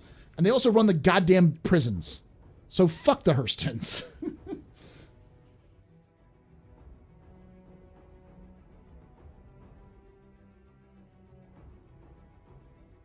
If there isn't going to be an in-game push to actually overthrow the Hurston government, then what's actually the point? Also, they stop and skip. Exactly.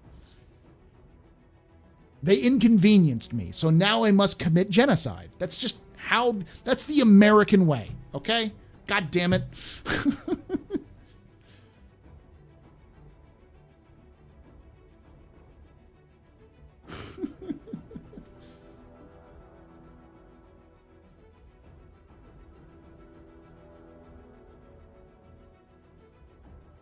Pleasure is a nice place to spend money. I'm just...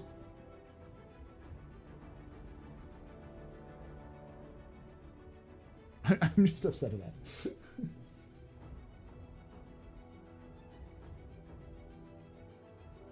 Unfortunately, I feel like the Hurston way is the American way. Oh, no, I fully expect it not to work. But I think if we manage to get enough people when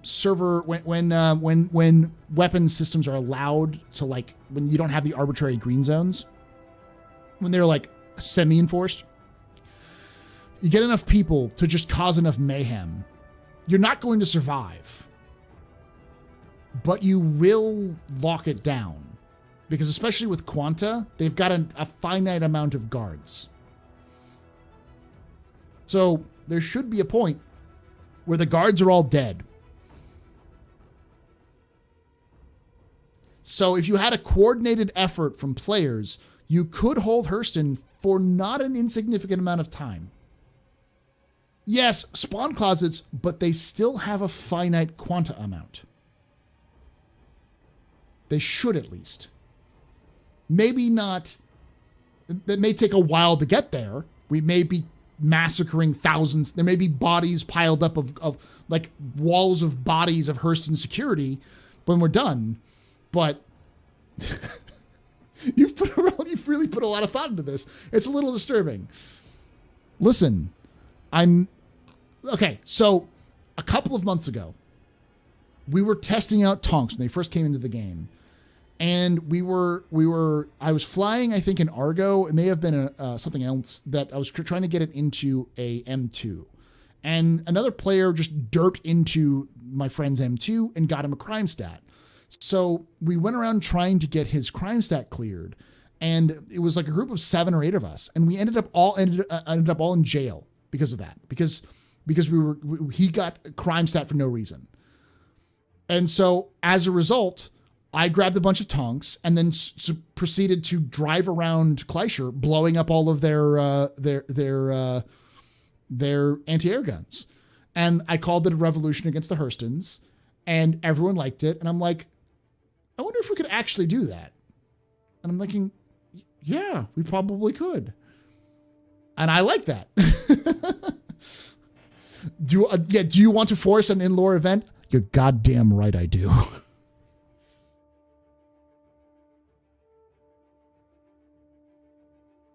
Oh yeah, the UEE would 100% get involved. This would end in the Marines landing.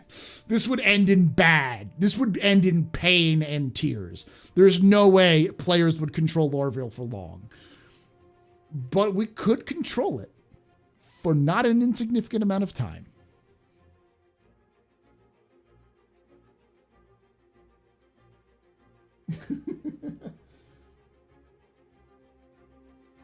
I'd love to lay siege to Lorville. Exactly. Wouldn't it be cool? Underwater life and exploration and missions? Probably. That's probably going to happen at some point. Xenothreat without the speciesism. No speciesism. We're looking to liberate our brothers and sisters in Lorville.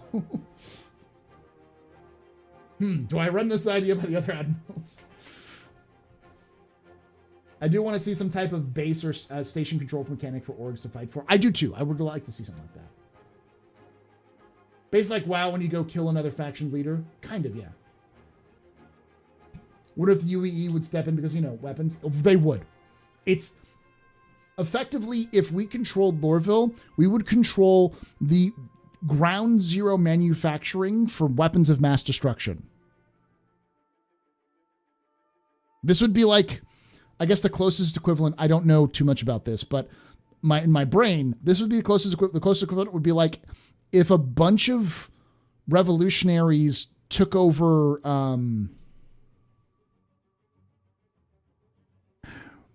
there's a nuclear research facility in Oak Ridge.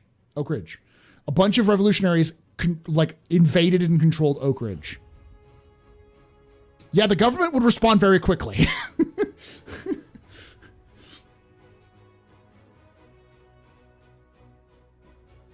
I stole a UE Javelin once and crashed into New Babbage, so no one reacted.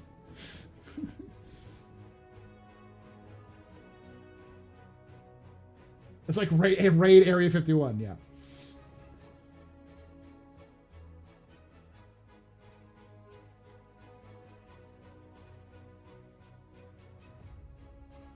It would be a glorious but gloriously short revolution.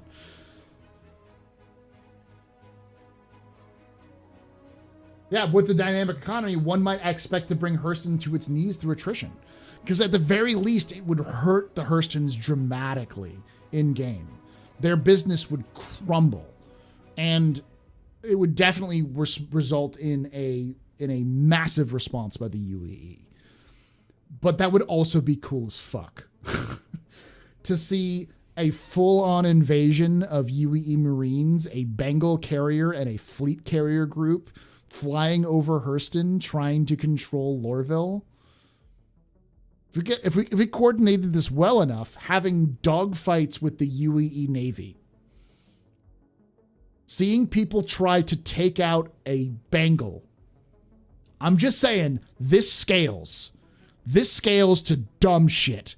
And amazing dumb shit.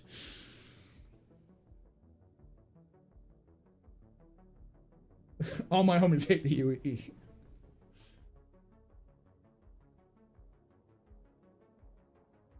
Yeah, controlling Lockheed Martin. That's another go. Yeah, something like that.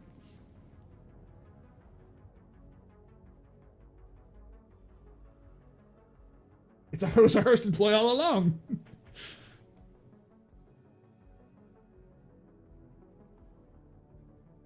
The UE isn't going to let some random group of murder hobos take out a weapons manufacturing place like Hurston. They won't, which is why they'll respond. And again, the battle that would ensue would be legendary.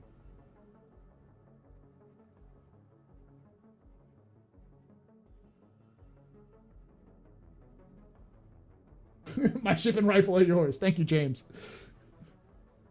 You had me at kill, Constantine Hurston.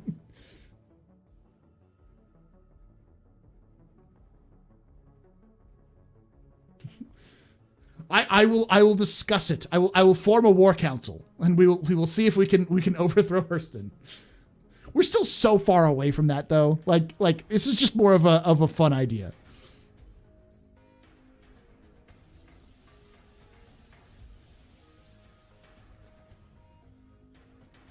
This is I'm going to put myself on a pedestal because I got a call on that here shortly, but I'm gonna put myself on a pedestal and say this is up there with like Operation Pitchfork levels of bullshit, of shenanigans.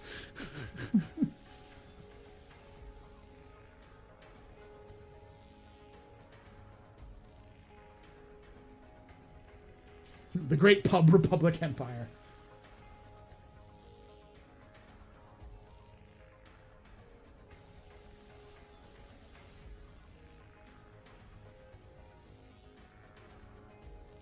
Kate is actively working on doing some of this, so I presume Count Skunk works in. Yeah. Oh, so for those of you who don't know what Operation Pitchfork was, this is it's an idea that was proposed back in like 2014, where the original concept was we were going to get a white before beta. So the idea was to get a bunch of people together, get like hundreds of people together, and then just go into Vanduul territory.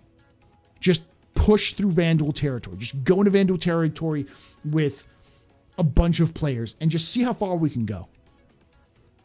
And it evolves into this coordinated, like this loosely affiliated confederacy of organizations whose sole goal is to just reconquer Vandal territory.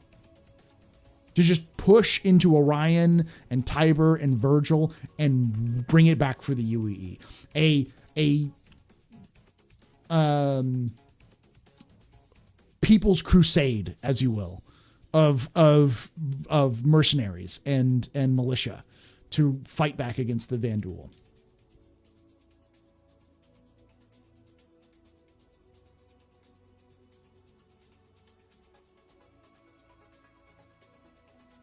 So this is a smaller scale version of that.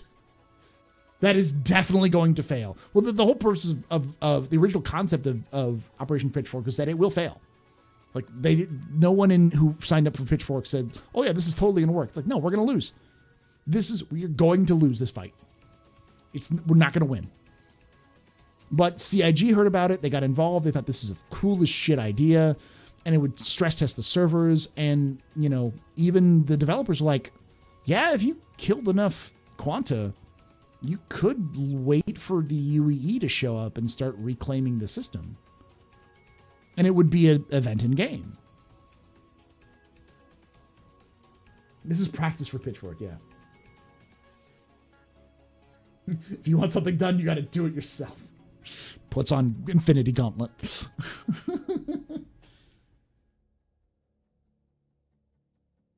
CIS Blade on Hurston, exactly.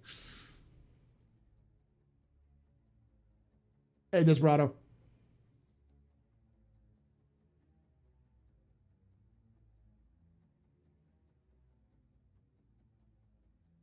I mean, yeah, we're definitely going to blockade the planet. But why not full on rush FPS style, like bring up the battering rams, bring up them tonks and just destroy the outer gates, rush in with people with FPS weapons and just overrun the security forces. Just conquer Lorville. You wouldn't be able to cake all of it, obviously not. But you could effectively control it when no one could exist without you being there. How are you going today? I'm just expressing my revolutionary ideas to overthrow Hurston. The Hurstons. General Desperado, will you join me in my liberation, my People's Liberation Army to overthrow the Hurstons by literally invading Lorville and conquering it?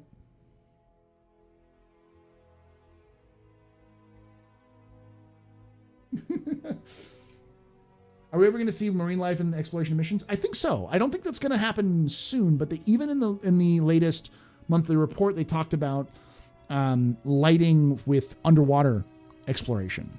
So it's obviously they're thinking about it now, because they're talking about like using fog and stuff like that to mask the draw distance and stuff like that, like you would see underwater.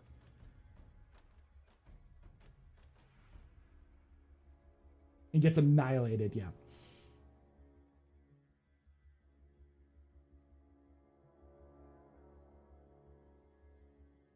The route runs straight at the business district. They can't stop all of us. Imperial guard strategy. They can't kill all of us.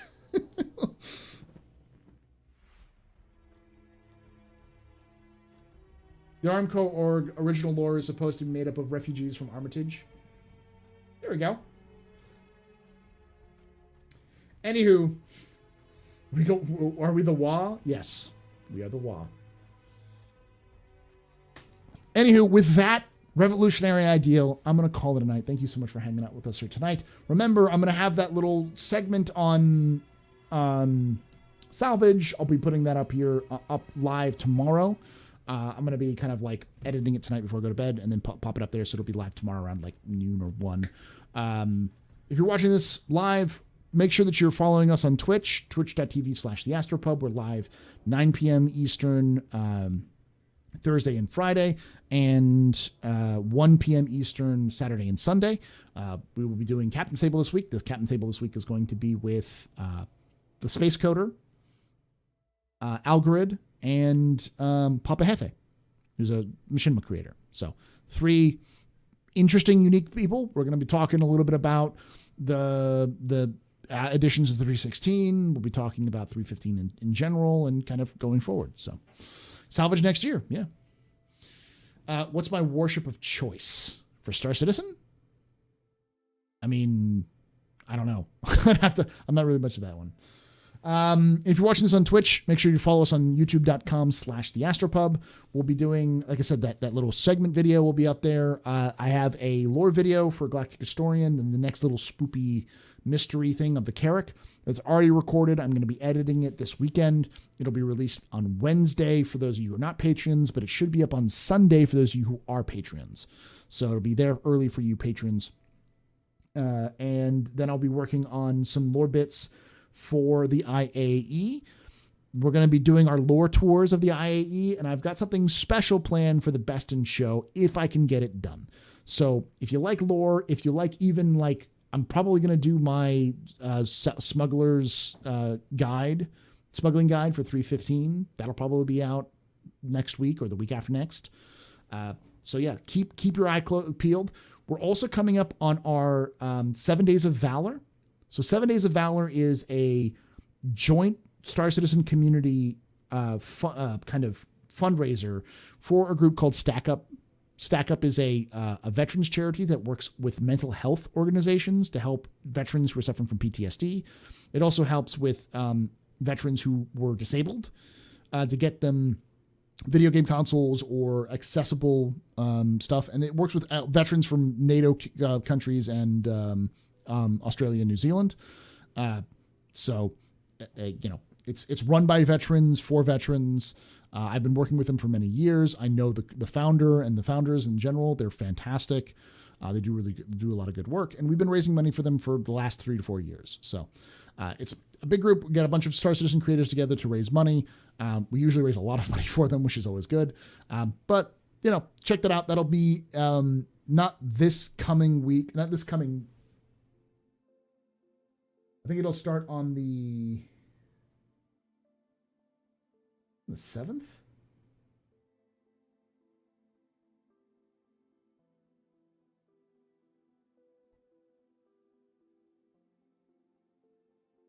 That'll actually start this Sunday. We'll probably be starting that this Sunday.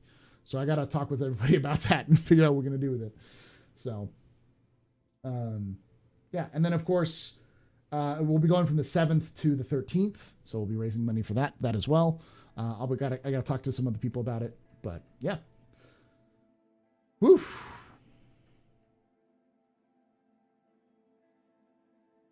With that all being said, thank you for watching. Hope to see y'all again soon. But if I don't, hope to see you someday in the black. Later, y'all.